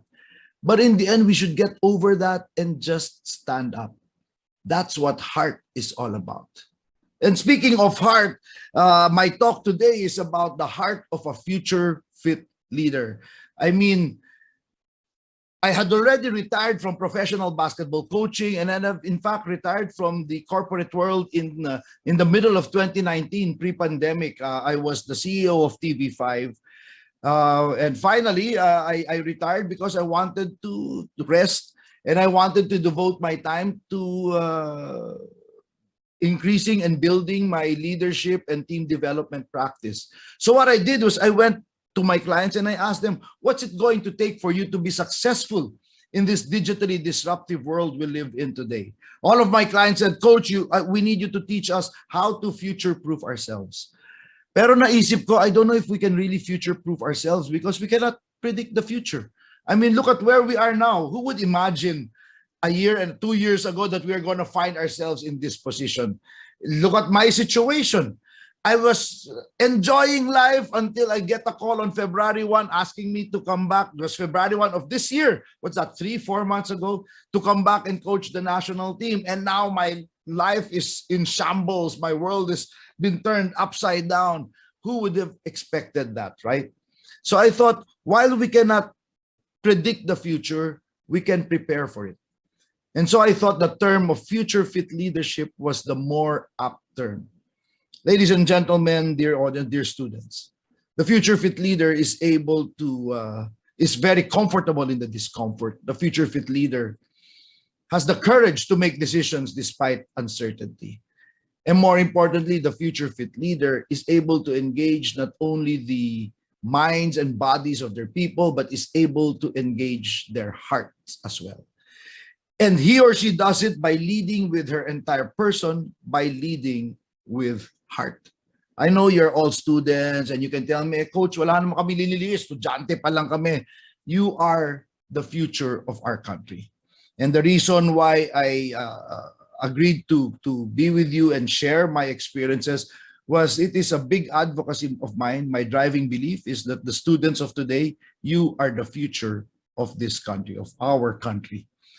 And so I put together a framework that I call the heart of a future fit leader. And at this point, if you will allow me to share my screen, I want to share that framework with you. Here is the framework. Can you all see it? Can I get a thumbs up? If you can you see the screen? Yep. Okay. As you can see, the framework is encased in a diamond because, like I said, this is forged out of 35 years of failure, rejection, losses, challenges. And I would like to think like a diamond, the more you subject it to heat, the more precious it becomes. At the very core, at the very heart of the model is health, as in physical health. Ladies and gentlemen, the foundation, the very basic, the key to individual performance, the foundation of all great leadership is physical health. I mean, you have to be physically healthy. What we need today are leaders who can lead from the front. But how can you lead from the front if you're not even physically fit enough to do so? How can you even be tasked to do what is asked of you to deliver top performance if you're always on sick bay. And the problem with health is we take it for granted. We think of our health only when we feel that there's already something wrong with us, pag may nararamdaman na tayo sa katawan natin. And yet all of the science points to the fact that being in good physical health promotes sharper mental acuity that leads to higher emotional intelligence. The letter E of our heart model is emotional intelligence. Medium.com calls the ability to self-regulate, to control one's emotions or emotional intelligence as the primary skill in the 21st century. Why? Because the new reality that we live in is disruption. The new normal is unpredictability. If we do not have the emotional intelligence, the emotional agility to cope with all of these disruptions, imagine how difficult we're going to find it in the real world. This emotional agility is what leads us to have an agile mindset. The letter A of our heart model is agility, the ability to pivot, to change directions, to adjust with speed and quickness. Today, it's no longer enough that you're able to change directions or pivot. You have to do so with speed and quickness. And because we are called to move today with speed and quickness, we will make mistakes. It's not a question of if, it is only a question of when. We will make mistakes. That's why the ability to recover, resilience is the letter R of our heart model, the ability to bounce back from significant adversity. Now, all of these things, emotional intelligence, agility, and resilience, are scaled by a person or a leader's ability to build great teams around him or her. And that's why the letter T of our heart model is teammanship or team leadership. That for me is the requirement, what is required of the leader of the future. Ladies and gentlemen, all of you here are being called to a greater cause, not only to be able to graduate, not only to find a good job or make a good living, but really to make a difference, to be a leader that you would want to follow. And what we need for the leaders of the future, you have to be in good physical health. You have to lead with emotional intelligence. You have to be agile. You must have the ability to recover. You have to be resilient. And I know that you already had speakers before me who spoke eloquently about resilience. But most importantly, you must have the ability to build great teams around you. The individual heroic model of leadership no longer works today. Alam niyo yun, di ba? I am the boss. I am the leader. This is what we should do. This is how we should do it. No longer works today. What we need are leaders who can build teams of leaders. And to be able to reinforce our heart model, I would like to invite you to my world as a basketball coach. And I'm not a management expert or business guru by any stretch of the imagination. All I am is a basketball coach. And what we do as coaches, we break down videos. So I would like to invite you into my world, the world of basketball coaches, to take a look at this very short clip. This is what I call our 10 leadership lessons in 10 seconds. Take a look. This is just a 10-second clip. I mean, when I was first designated to coach Gilas in 2013, our objective was very simple. Napakasimple lang.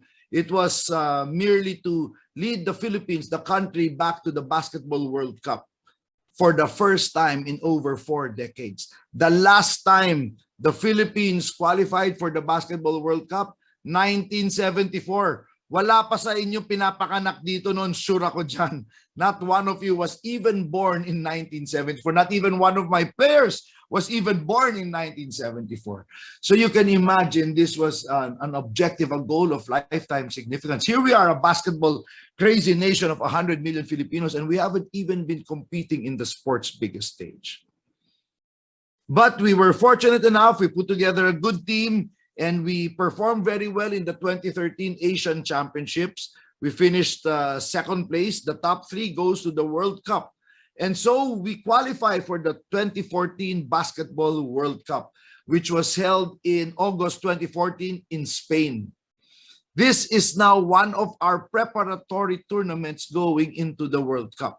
We have already qualified, and now we are playing the FIBA Asia Champions Cup in, believe it or not, I am not kidding, this game was held in Wuhan, China, the birthplace of you know what, right?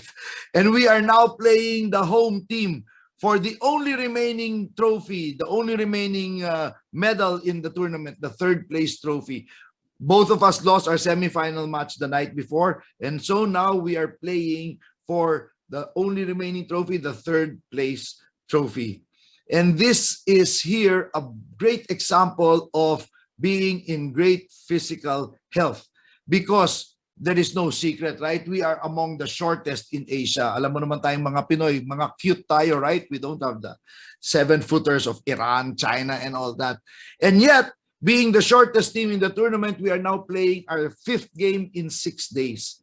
Our 6th game in 7 days. Imagine being the shortest team in the tournament, playing in our 6th game in 7 days, and still we have put ourselves in a position to win. We are only 2 points down with 10 seconds remaining. And like I said, this is a perfect example of being in good physical condition. I mean, going into tournaments, our objective is not necessarily to win the championship. Our objective is always to be the hardest working, best conditioned team in the tournament.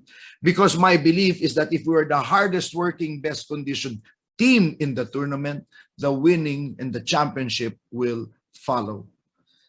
Dear audience, ladies and gentlemen, you may be leading a school team, a club team, or a class team or a community team.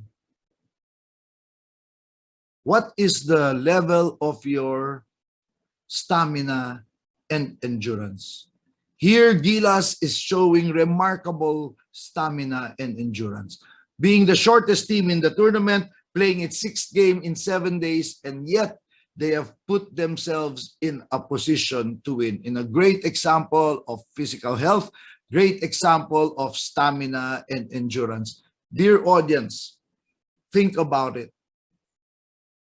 As you try to ponder what your career is going to be, as you try to ponder what it is that you want to do with your lives moving forward, I would submit you also take a look and think about how is your level of stamina and endurance. A lot of times it's not about who's the smartest or who has the best ideas. Sometimes it's a question of who is going to give up first. And what sports teaches us is that when you have a high level of stamina and endurance, it also teaches you mental toughness. I'm sure you understand what I'm talking about, right? Yung hindi mo na kaya, tumatakbo ka. If you're a runner and now you've done your 10K and you can't take another step and still you force yourself to take one more step. You're practicing, you're in the basketball team, the soccer team, your coach is asking you to do 10 sprints, 10 laps. And now he's asking you to do one more and you're absolutely spent, hindi mo na kaya. And you find that deep inside you. And you try to play even when you're dead tired. What does that develop and what does that teach you? Mental toughness. It teaches you to bring out, ano yung tawag na yung pinaghuhugutan sa loob. And here Gilas is showing remarkable stamina and endurance, being the shortest team in the league, playing its 6th game in 7 days and still putting themselves in a position to win. Only 2 points down with 10 seconds remaining. Let's see what happens. It's the ball screen from Teo's guarded by Tenalio. Campo. The Chinese player drives, the referee blows his whistle. Rani Del Dio Campo says, "What foul? I didn't even touch him." And still the referee called the foul. Here is a great example of self-control, of of self-management, of emotional intelligence in Ranidel De Ocampo's part. Why? He could have easily gotten upset. Kunin niya yung bola, balibagin niya, sigawan niya yung referee, then he would have gotten a technical foul, given 2 free throws, plus ball possession to the other team. De tapos na, talo na tayo. And instead, Ranidel De Ocampo simply says this. And you can see, look at his eyes, he's looking at the bench, he's looking straight at me. And I remember giving him this sign. This is our sign for next play, next play. Dear friends, you are going to find situations where you never committed the foul and still a foul was called. Where you didn't make a mistake and still somebody is pointing the blame at you. Do you have the self-control, the self-management, the emotional intelligence to go next play, next play? Clearly fouls. FIBA Asia Cup. Misses the 7. And sure enough, the Chinese player misses his first free throw. And as he prepares to take his second free throw, we are now faced with a must-get possession. We must make sure that we get this rebound.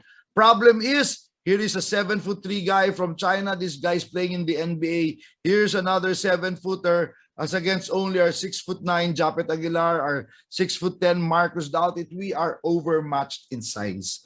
In situations where you are overmatched in size, what do you do to make sure that you get that all-important possession, that all-important rebound?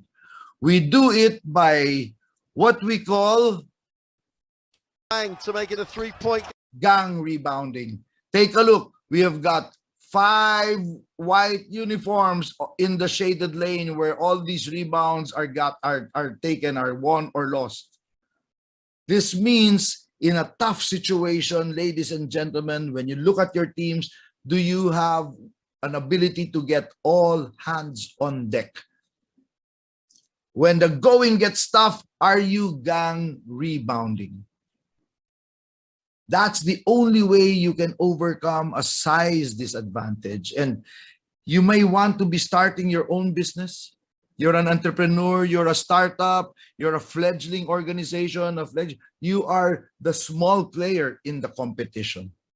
How are you going to overcome the size disadvantage that you have against your competitors? I would submit, think about, do you have the ability to gang rebound? All hands on deck. Being able to gang rebound allowed us to do this. Misses both. How is it possible for L.A. Tenorio, all 5'10" of him, to get the rebound amidst these 2 7-footers?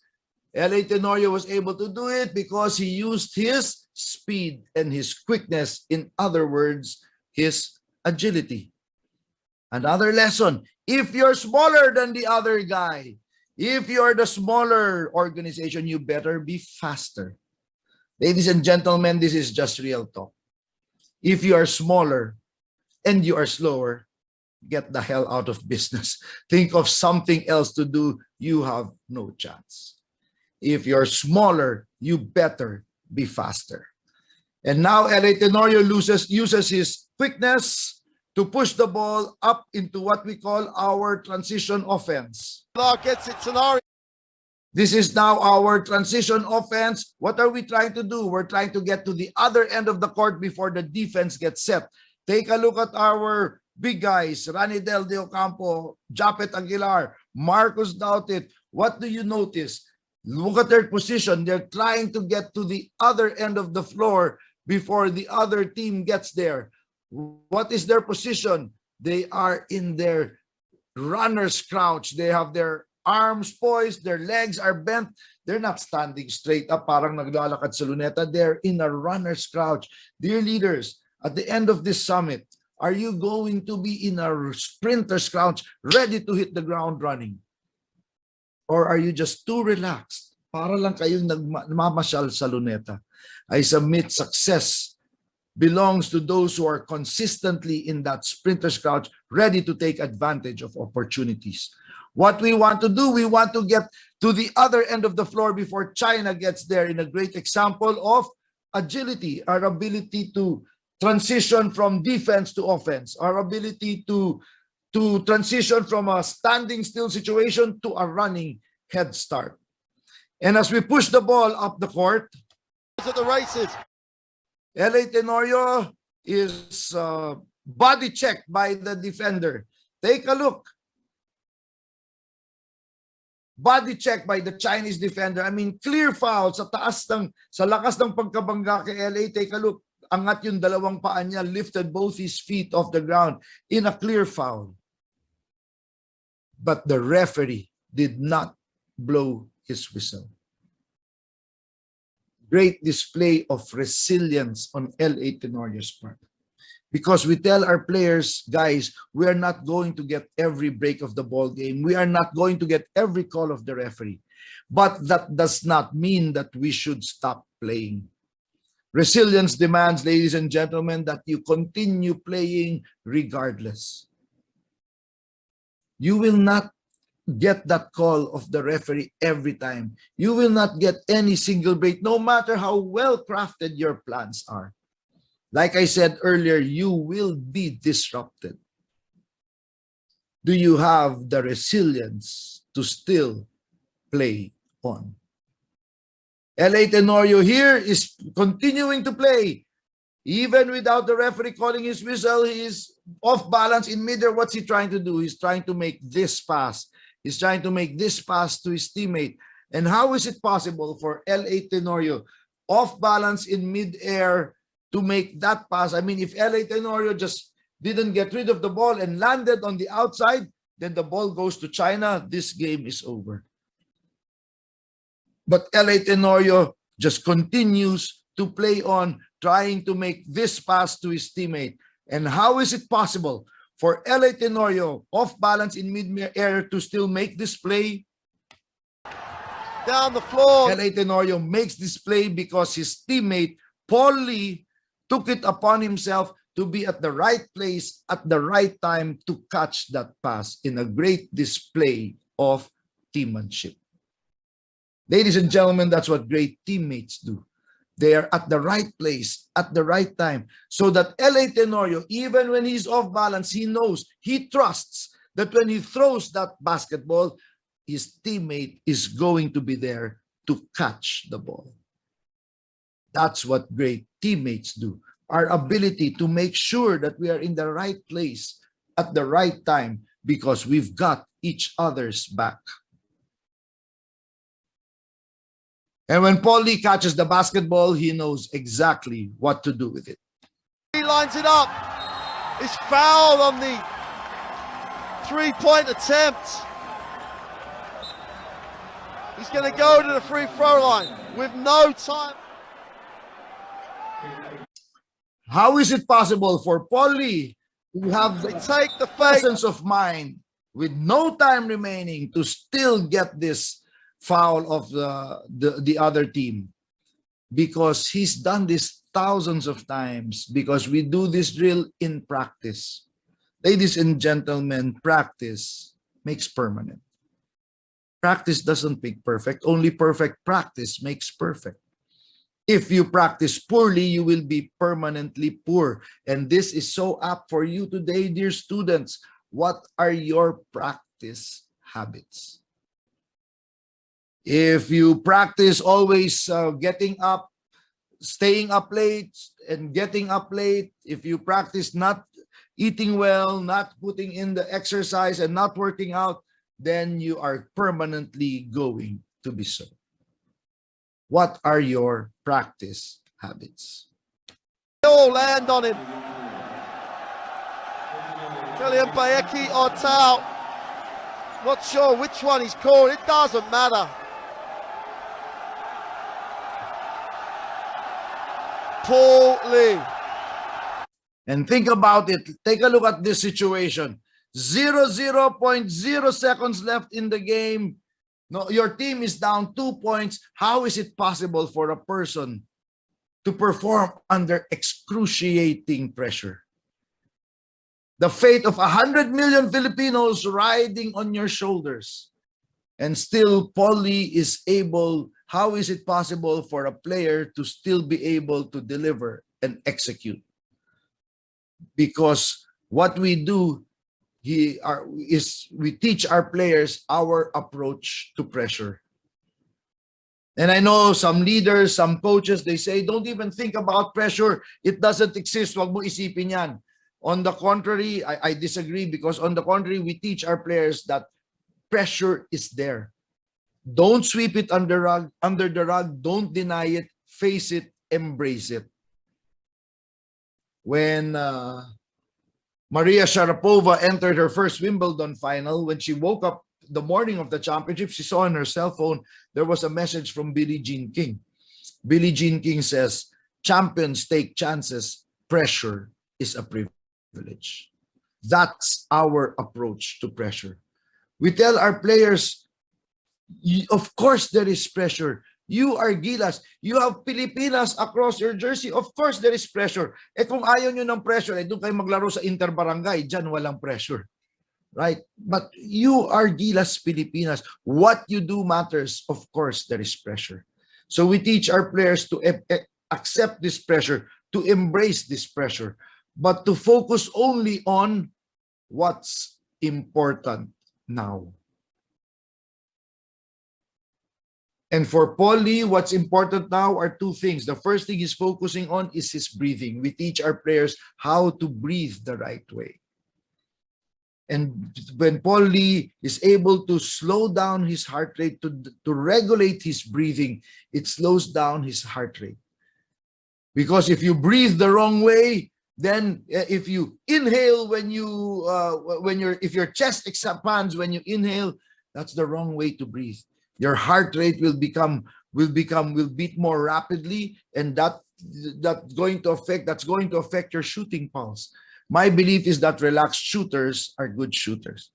In the same manner, relaxed students, when you're going to make a presentation, before taking a test, relaxed students are good students.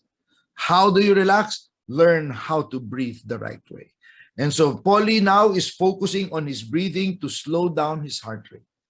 The second thing Paulie is focusing on are his mechanics, his footwork, his balance, his timing, his release. Dear leaders, dear students today, how are your mechanics?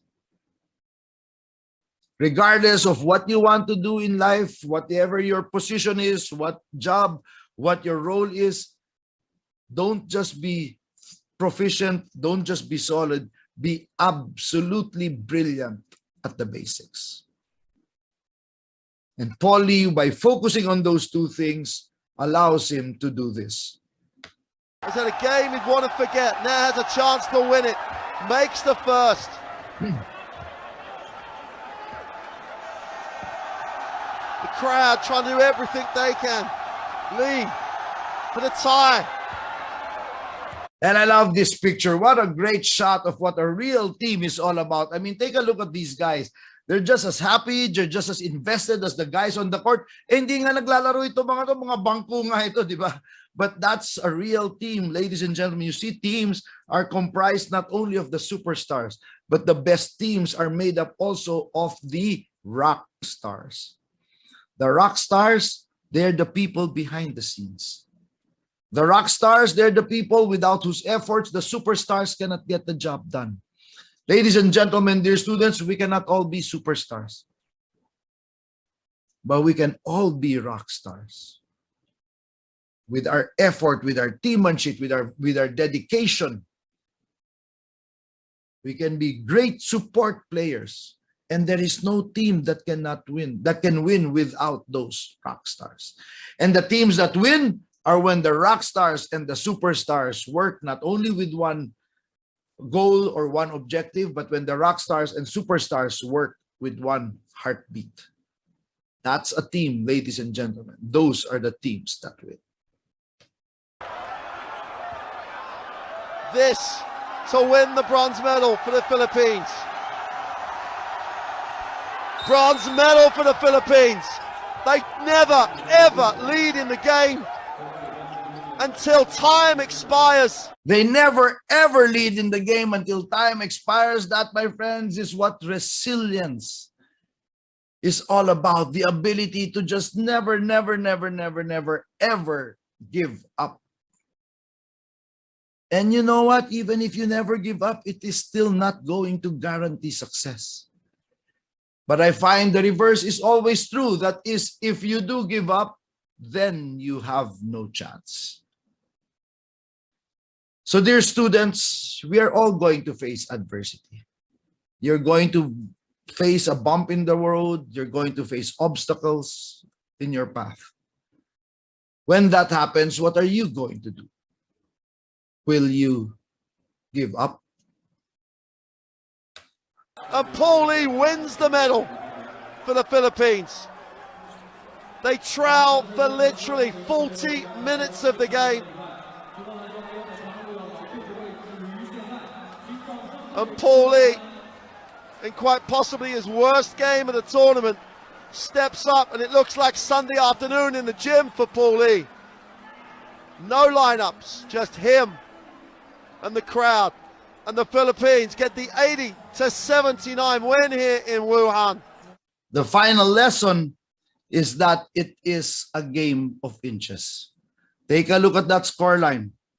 One bad bounce in the first quarter, one bad call the second quarter could have been a drastically different result. What am I saying, dear students? Don't wait for the final 2 minutes or the final 10 seconds to make your move to be the best you can be.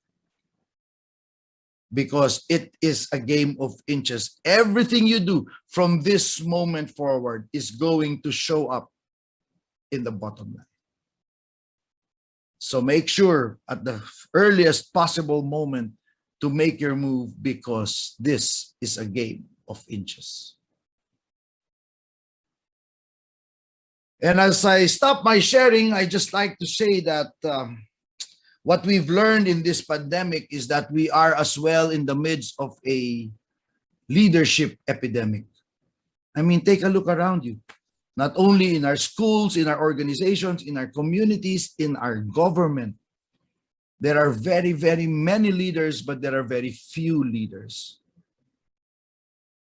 And that's why my purpose is to help develop the next generation of Filipino leader.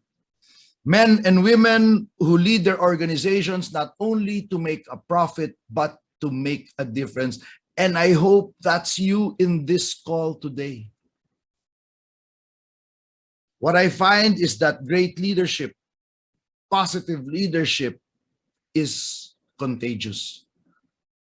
Great leadership is infectious. What am I saying? Dear students, be the vaccine. Be the vaccine. Our country needs you now more than ever. Allow me to end now by quoting Arianna Huffington, one of the talks I heard her give when she paraphrased Sir Ian Thomas, who said, you know, as leaders, our arms are being pulled in different places. This is important, that's important. No, this is important, no, that's important. But as a leader, we need to yank our hand back and put it here on top of our heart where it matters and say, no, this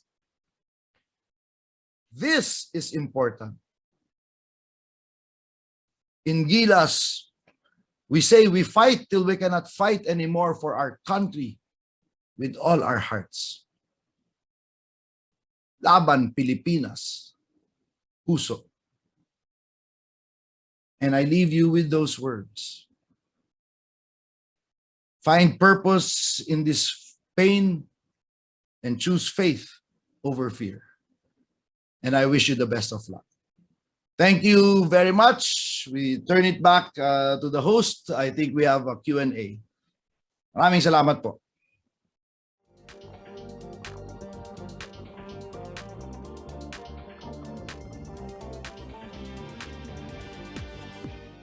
Maraming salamat, everybody. Coach Cho Reyes. That was a really, really great talk. I honestly learned a lot. But I guess before we move forward, I do want to say, sir, that we love you here at Gold Diggers. I'm sure there are a lot more hated people out there, but we love you here. We appreciate what you have contributed, not just to this season, but all of the teams that you've led to championships before. We will never forget that. Also, I do want to say that you redefined Puso. The team that you led it really gave us a really new meaning to Puso, and it will forever be attributed to your leadership. So we've got a lot of questions, but we do want to say hi to a few of our participants. First, from NCR, Marikina, Cotabato, and Maguindanao. Hello, everybody. Thank you so much for joining us today. Hello, guys. Thank you so much for being here. Coach Chot, thank you so much for being here also with us. And also, in the Zoom chat, just recapping some engagements that we've had there. Here, with regards to practice makes permanent, Farhana Modales says, I usually sleep early, but I practice sleeping late at night until it became my habit. So maybe that's something we can work on. I'm actually, you know what? This is something we can work on together, Farhana. Yeah, me too. Oh, you're just about this. We'll work on being morning people starting now. Starting now. Yep. It's a commitment.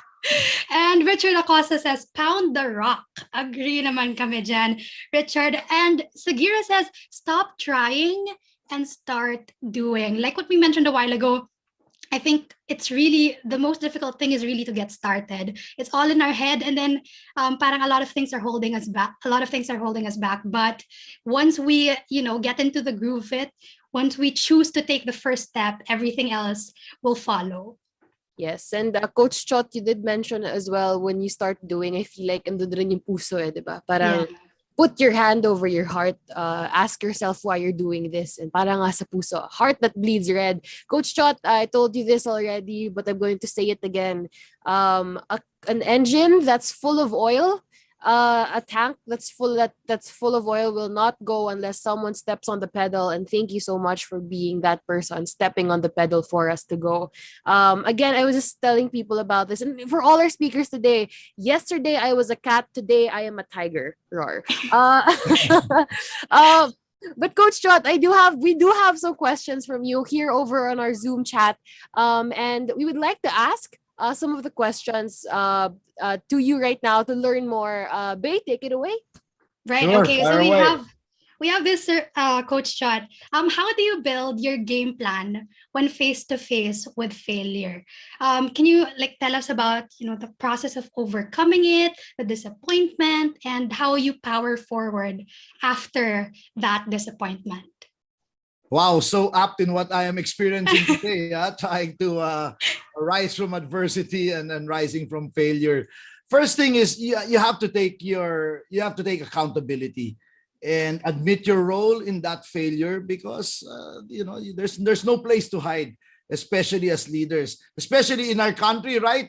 Pag panalo yung team, ang galing ng players. Pag talo yung team, ang tanga ng coach. It's always our fault. It's always the leader's fault. So the first thing is we have to take responsibility and accountability, because when you do that, then you can now go to step number 2. When you take that responsibility and accountability, you can now try to figure out what is the lesson. When we used to run clinics for kids way back a lot of years ago, the 6 and 7-year-olds, when they lose a game, inevitably they're going to cry. So we always remind them it's all okay to lose a game, but never lose the lesson. So for me, I think that's step number 2, take accountability. Number 2, learn the lesson. And then number 3, it's always good to have a very good support system around you, to make sure that you're not alone, that it's, things can get so heavy at times. Wag natin solohin. When you have a great support system around you, that's always good to have. But finally, and more importantly, and especially now, people are, how are you, coach? With all of this going on, with all of the bashing you're getting on social media, and how are you able to recover, and how are you able to rise? And I say it's very simple. I just stand back up. Paano ka bumabangon, coach? Simple lang, bumangon ako. Hindi di ko pinangarap, hindi ko pinagdasal, bumangon ako. And if we're being very honest about it, a lot of times when we meet adversity and we suffer a terrible loss, a lot of times it's really self-pity. And there's nothing wrong with that. Naawa tayo sa sarili natin. But hey, in the end, just cut the drama and just stand up. I mean, who else can pull you up except yourself, right? So that's my answer to that question. Unless you're able to do this, unless you're able to go through the entire grief cycle, and until you're able to go through that process and then learn the lesson and then pick yourself up, you cannot even start to think of a game plan. The question was, how do we game plan coming off a loss? You have to go through that process first. The quicker you can go through that, the better. But you have to go through the process. Don't push it beneath. Don't deny it. Don't suppress it. You have to go through that process, and then as fast as you can, get up and just face the music. And in the end, I guess that's the best thing that I can offer, is just to pick yourself up and then face it. And the last thing I will say is, well, I'm a big believer in a practice of gratitude. And, you know, when this happened, when we lost in the Southeast Asian Games, came back here on Monday, of course, we're feeling very low, very down. And then I find out, you know, my first cousin who lives in the US is almost like a little sister, was the youngest in our brood of cousins. She's 4 months pregnant, and she suffered a very bad, debilitating brain hemorrhage, brain bleed, and now she's in a coma, fighting for her life in the ICU in Virginia. And so if you think about these things, who am I to feel sorry for myself, right? So I think that's important, just to gain that perspective. We have a tendency when we're facing adversity and difficult times, and we think it's all, wow, kawawa naman ako, ba't ganito palagi nangyayari sa akin? If you open your mind and you look around, hey, we're fine, we're here. I think we're okay. And I think that's where a daily practice of gratitude really can help. Thank you so much, Coach. And you know what I got from here as well, and I think that especially for me as a student right now, is taking accountability, facing the problems that you have. I think a lot of the times I tend to, and this is something that we talked about as well with Dr. Karen, with Sir Toby, you know, the fear of facing things. And I feel like now having to take into account the accountability and taking responsibility for something is something that I feel like is very important. And Coach Chot, we have some comments from the Zoom actually right now. Richard says, "We believe in you, Coach Chot. Puso." Mustafa in the chat also says, "Frustration is not the solution. Make your heart strong enough and keep going." Right, and we've got Farhana saying, losing is part of the game. Win or lose, the important thing is to learn. Like what Dr. Karen said this morning, you did your part. The players did their best, and we could not have asked for more. Again, Coach Shot, we really appreciate you. Thank you, ladies. And it's great here. Samara says also, it doesn't matter how many times we lose a game. What matters more is how many times we get back up. And Carl says, thanks, Coach. Hashtag just stand up. And it's great because we talked about this, Coach. Lose a game, but do not lose the lesson. I think that's something we have to really highlight also. Parang, diba? Don't fear falling down. If you fall down, again, Coach, use your knees, use your feet. Stand back up, because Coach, diba, I mean, the world doesn't stop when you're mourning, when you're grieving. The world doesn't stop for you, and so sometimes it's sad to think, but you have to stand up for yourselves also. Coach, and I just wanted to say, a lot of times when we plan, especially we plan sana perfect, or we hope things will turn out perfectly, but hey, a life without problems, a life without failure are dead people's goals. That's impossible, right? As long as we're alive, we will encounter failure and adversity. And failure and adversity, Coach, also leads to great stories to tell. It's great. May kwento ka, di ba? You have stories to tell if you go through adversity. Coach, I have a question this is something that we saw kanina. You highlighted the teammates, the role players, Coach. There is no I in team, for sure. But for us, for Gen Z, sometimes it can be difficult it can get we can get tempted to forget about the team. So how do we make sure that we value the team over the individual? Like what you said, Coach, how can we be in the right place at the right time for our teammates? Just take a look around you. I mean, look at all the great people we admire, whether in sports, in business, in science.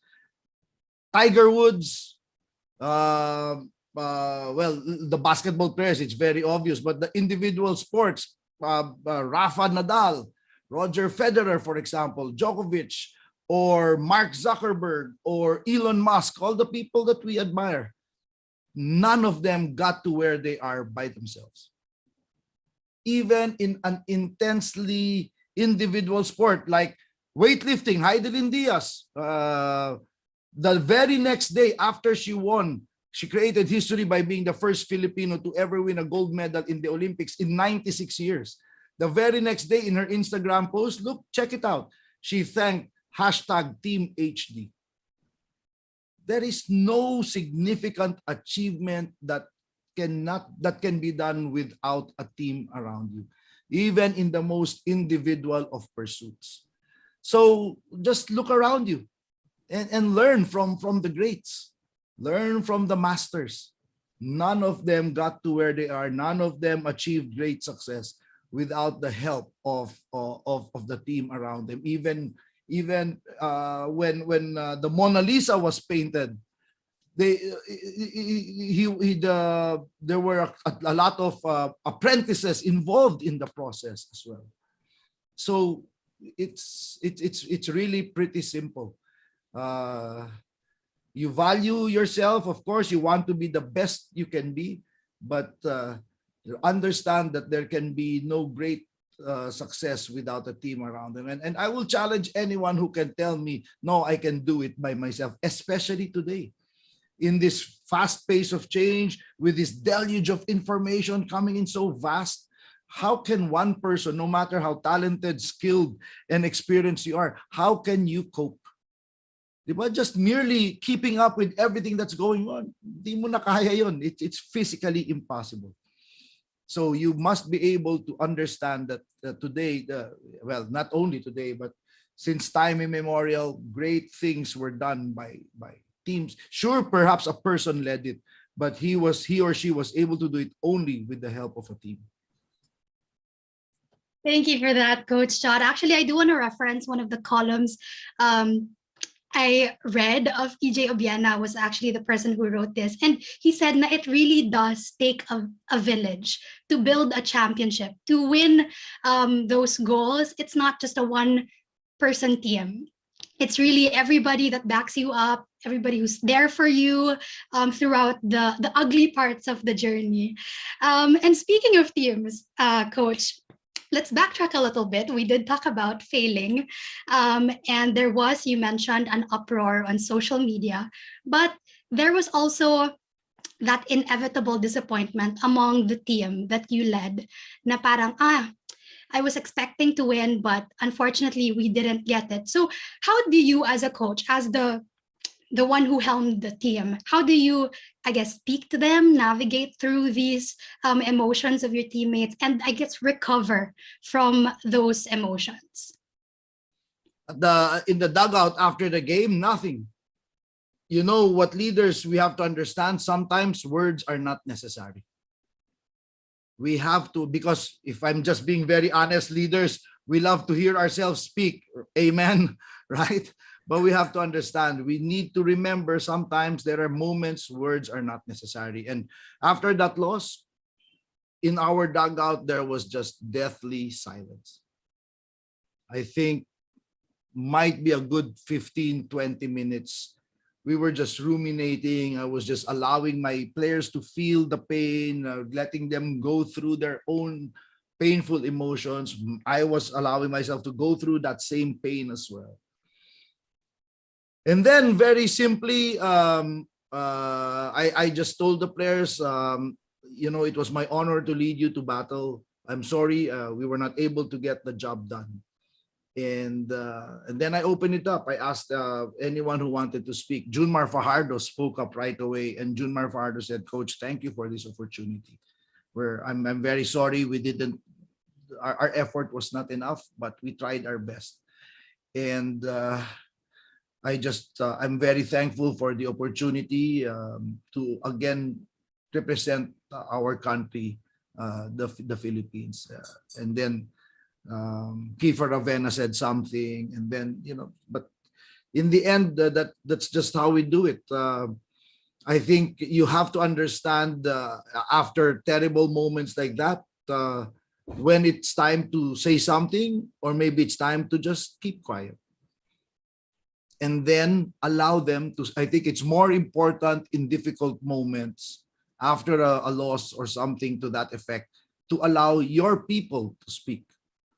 I think that's more important. Yes, they need to hear your voice, but the last thing they would like to hear is you getting mad at them, getting upset. In fact, I've been known as a coach, more often I get mad at the players after the game, after a win. Very seldom do I get upset right after the game following a loss. Because if I've done my job well, and if we have a real team, a team that cares, you don't need to say much after a loss. They already feel terrible as it is. So you already are looking at, okay, how are we going to recover tomorrow? And for us, it's very simple. We tell them, okay, get back, go home, get your rest. Tomorrow, come back to practice. And I make sure that tomorrow, even if our practice is 8, 9 in the morning, if it requires me not to sleep that night, but tomorrow I will already have a 3-4 minute video clip prepared for them, just detailing, okay, what are the lessons? What went wrong in the ball game? Why did we lose? Because in the end, I don't need to say anything. Just show them the video, and the video will say more words. Is more powerful than any words that I can even say. So we say, okay, this is what happened last night. This is why we lost. Okay, so now in practice, this is what we are going to work on. And that's it. Just being just a straightforward, same thing, learning the lesson, making them go through the emotion, picking themselves up, learning the lesson, and then most importantly, go again. The last thing you want to do after a loss is to be trigger shy. You have to go again. You have to take another shot. You have, as a leader, you have to encourage your people to go again, shoot, take another shot, because you don't want your people to be gun shy. You have to continue taking shots. Coach, that's a great actually intro into my next question, because you talked about taking shots, even if you failed, even if you feel like you haven't done well. And so I want to ask you, Coach, how can we get buy-in from our teammates or those who work with when there is doubt among ourselves to perform? How do you make sure that people do not remain gun shy? How do you make people want to pull that trigger? I have to ask the question, what is the purpose of your team? One of the most important things in building teams, we conduct a team development workshop called the Heart and Science of Teams. And we teach a step-by-step method on how to build teams. I mean, you're all students. I don't know if you've gone through a course entitled Fundamentals of Teamwork or Team Building 101. None, right? And yet in any organization that you work with, when you're promoted, people are going to tell you, congratulations, Zandy, congratulations, Bay, you're now promoted to manager of so-and-so. And one of your key result areas is to transform your business unit into a highly effective team. And you say, how? I mean, we've never gone through it. So we make it a point to really teach that. And one of the most important things very early is to understand what is your compelling purpose. I think that's the key. So to answer that question, I go back to that compelling purpose. Make sure after you craft your compelling purpose, you make sure that you have the right people on your team. Those are the people that you can obviate a lot of your problems down the road when you really pay attention to your recruitment and selection process. In my Gilas team in 2013, before we chose players and invited players to the pool, not to the final team, we had a pool of about 18, 20 players. We made them sign a commitment letter. The commitment letter said, I'm going to give up my vacation, my rest, and my time with the family because in the PBA offseason, I'm going to train with Gilas with no assurance of making the final lineup. And some players, to be very honest, did not sign that letter. And so it's fine. No hard feelings. They did not sign it, so they were not invited to the pool. And we got a lot of backlash from that because why is so and so not in the lineup? Well, because they didn't sign that commitment letter. So by having that commitment letter at the start, we knew the 18-20 people in our pool were all committed. So I think that's very, very important. Craft a compelling purpose. Make sure you have the right people. And a lot of times we only focus on the technical skills when thinking of the right people. Don't forget team skills. You want to have people who are great communicators. You want to have people who are good listeners. They have good integrative skills. They have high emotional intelligence. These are the kinds of people you want on your team. Because the best individual, most talented players do not automatically make the best team. Wow, Coach, I just want to say that because I watch basketball with my dad, I think these are things that I don't really see when I watch it. Parang ang daming, it gives you perspective, and I'm super glad to have you here today. I guess we learn more about the things that we don't see, the process behind it, the even the selection process. I didn't know that all of that happened even before they were chosen. But a while ago, you did a really good breakdown of the play from 2013 Gilas. Parang 10 seconds lang siya, pero ang dami palang nangyari dun sa pinanood natin. And you mentioned that there was a call, an unjustified call, a call and a foul. But outside the court, meron din kasing mga ganon, mga unjustified calls against us that aren't really warranted, but it just happens. How do you decide on whether to fight back or to call the next play? First of all, you have to be prepared. Emotionally and mentally, you have to know everything will not go according to plan. And in fact, in your planning process, you already have to make room for contingency. You should have already contingency measures built into your plan so that when those things happen, you don't have to decide anymore because you have planned for them. So you don't need to decide on that anymore. Now, obviously, there are going to be some things that will happen which are really game changers or crisis situations. That's when now your leadership acumen is going to be tested. The question is, how strong is your purpose? So no matter how big that bad break is it still going to derail you from your purpose, or is there something that you can do? I mean, even your choice, your decision has to be aligned with your purpose. Unless that situation or that break might be telling you something, might be telling you, babe, this is not for you.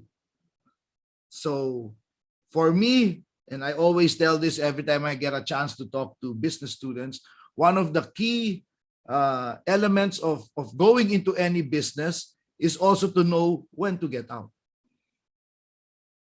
As much as knowing when to jump in is important, we also have to know when it's time to get out. And there's a lot of things there. Is this still aligned with your original purpose? Does it feel right to you?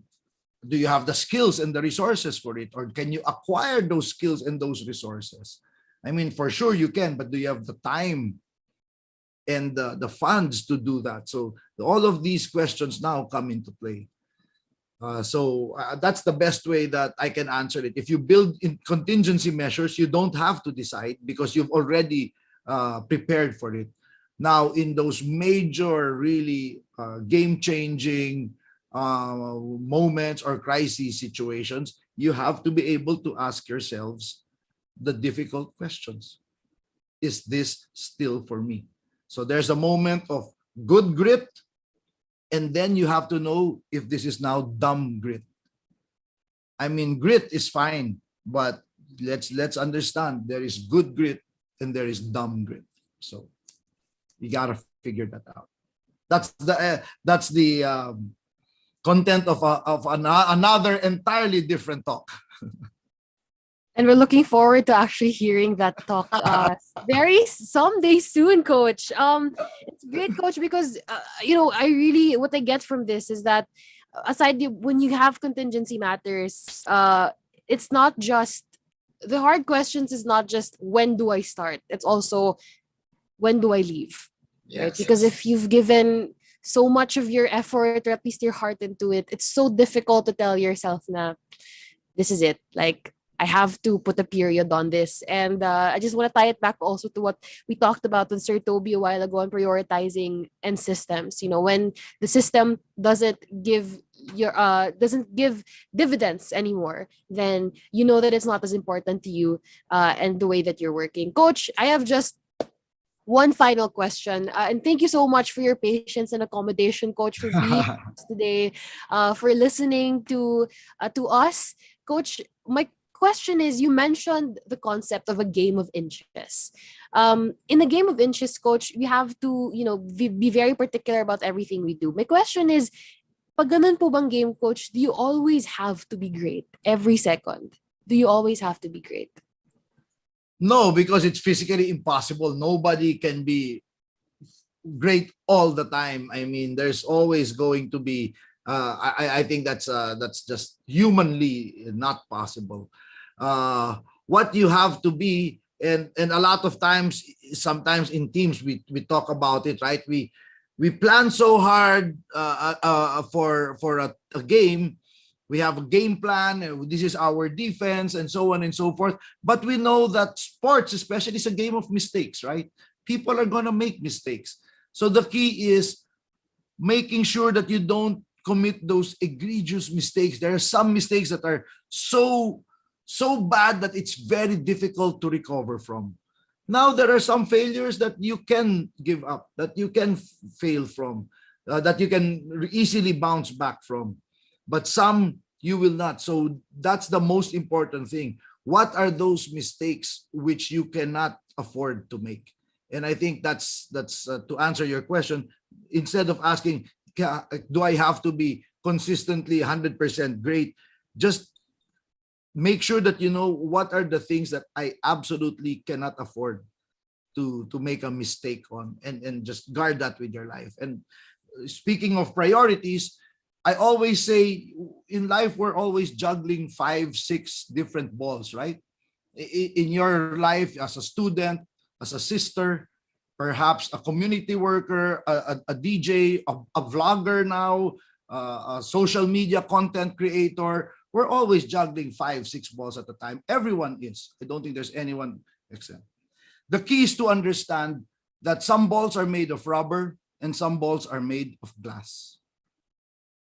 Just do not drop those that are made of glass. Don't drop those that are made of crystal. Because the rubber balls, if you drop them, they will bounce back. So what are those balls that are made of crystal? I think that's the best way that I can answer your question. And I think that's the best way to ever answer that question, sir. Maraming salamat. A lot of our gold diggers are sending their wishes to you. Richard Acosta said, good luck sa game mamaya, Coach Chot. Mustafa says, bawi na lang tayo, Coach. Maraming salamat daw po. And Samara says, teamwork really gives success. Thank you, Coach. Agree.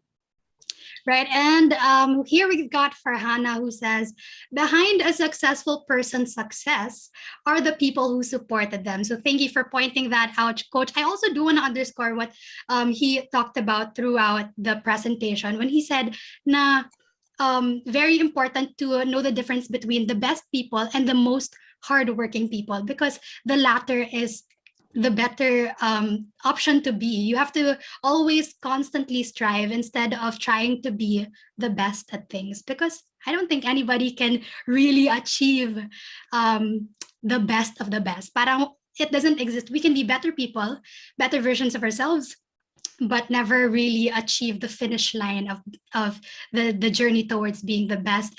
But again, maraming salamat, Coach Chot. That wraps up our question and answer. And we got a special segment, Coach, that I'm sure you heard about. This is something here we call Crunch Time. Coach, we would like to get to know you more personally. So we're going to be throwing you some questions. And if you could answer them as fast as you can. No Di need to ko alam explain. to ah. Di ko alam to. Fun On the segment. spot. Getting to know each other, Coach. As fast as you can. No need to explain, Coach. Unless, of course, shut up. Unless you can't help but ask, Coach. So, Coach, are you down for this? Go. All right. All right. They take it away. Okay. Offense or defense? Offense always.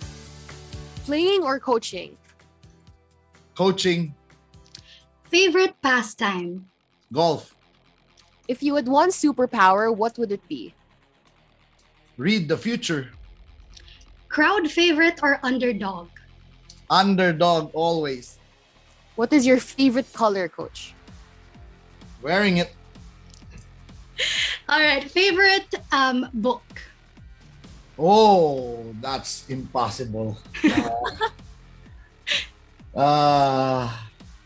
very hard to answer, but maybe the earliest that made a significant mark on me was Pat Riley's The Winner Within. Oh, that's great, Coach. What about sipag at tiyaga o nilaga? Siga, sipag at tiyaga. All right. As a coach, very interested to know. Favorite basketball player? Magic Johnson. What about local, sir? Local. Naku, yan ang dami na naman.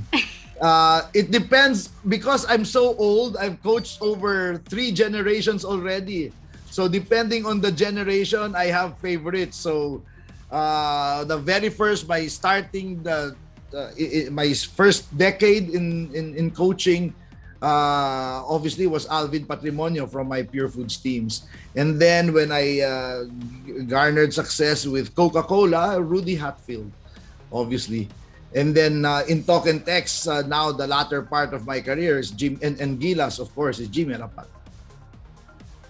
That's great, Coach. That we're getting a look into Coach Chot's mind. Coach, what is your favorite sport other than basketball? Golf. Okay, eto, Coach. From a coach to another coach, sino ang paborito mong coach? Local, international. Both, sir. Local is Tim Cohn because I'm very close to him. He's a very good friend. International, nako, dami na naman yan. But then again, because like I said, that very, very early influence, Pat Riley, obviously.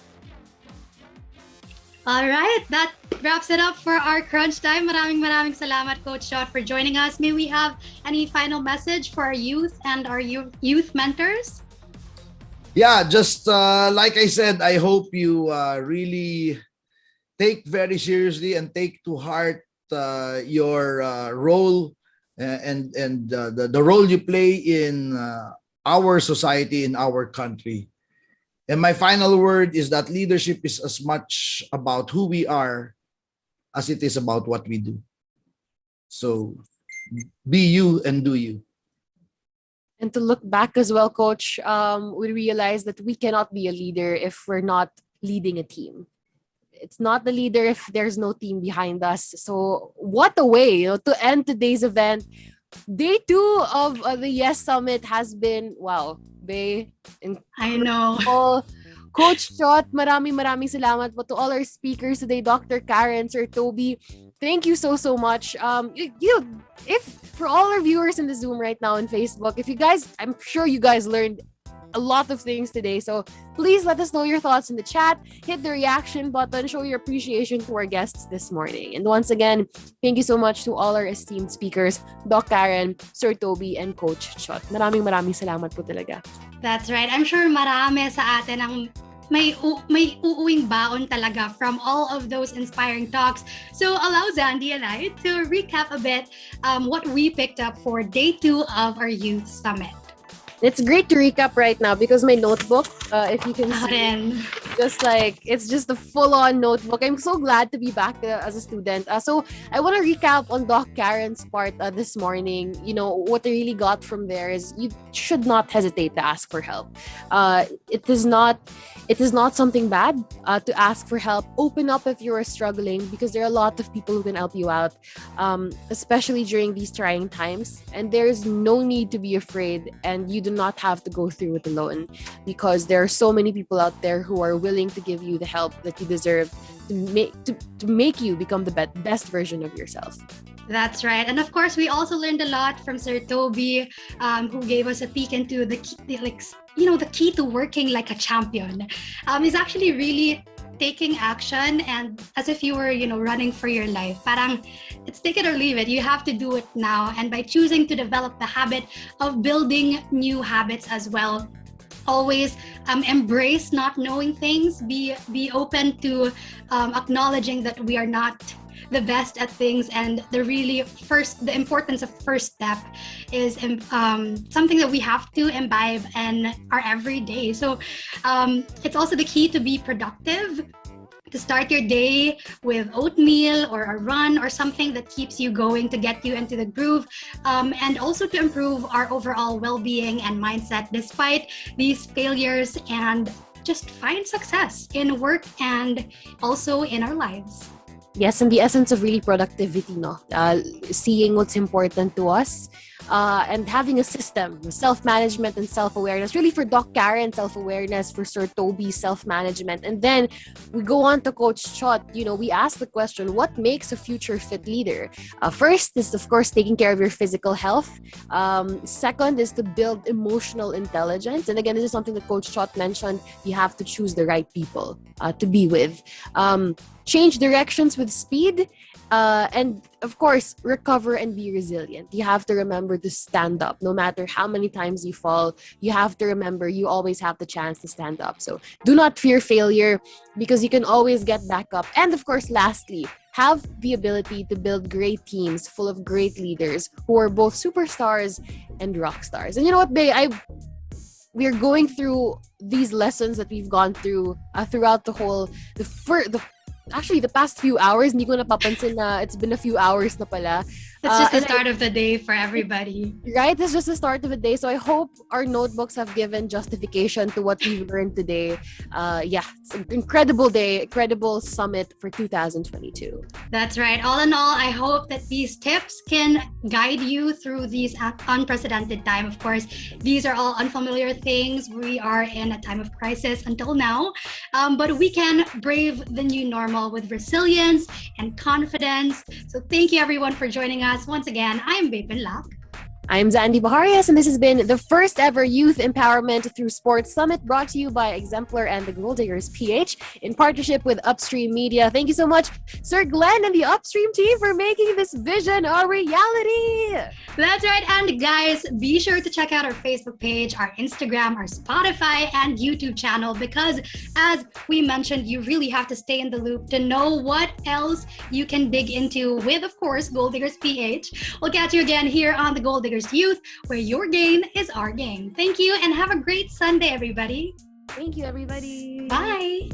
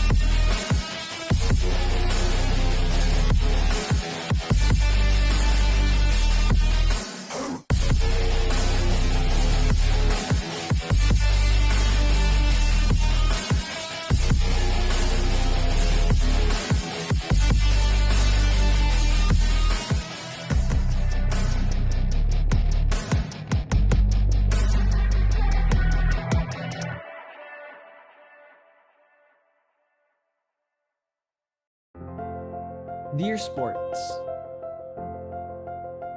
you've taught me so many things that I've taken with me outside of the court.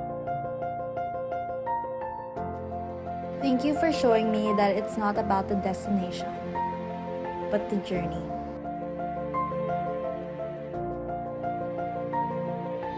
For teaching me that my opponents make me stronger.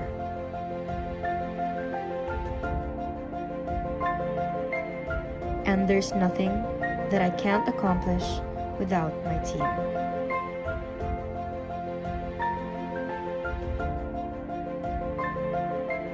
Because of you, I am a better student, A better athlete, And a better human being. thank you for being a great teacher.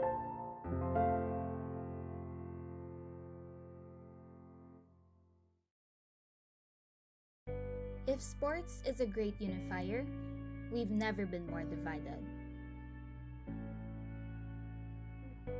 And EJ Obiana's test has stretched our patience and hope thin. Yet he is not alone. We are one with EJ.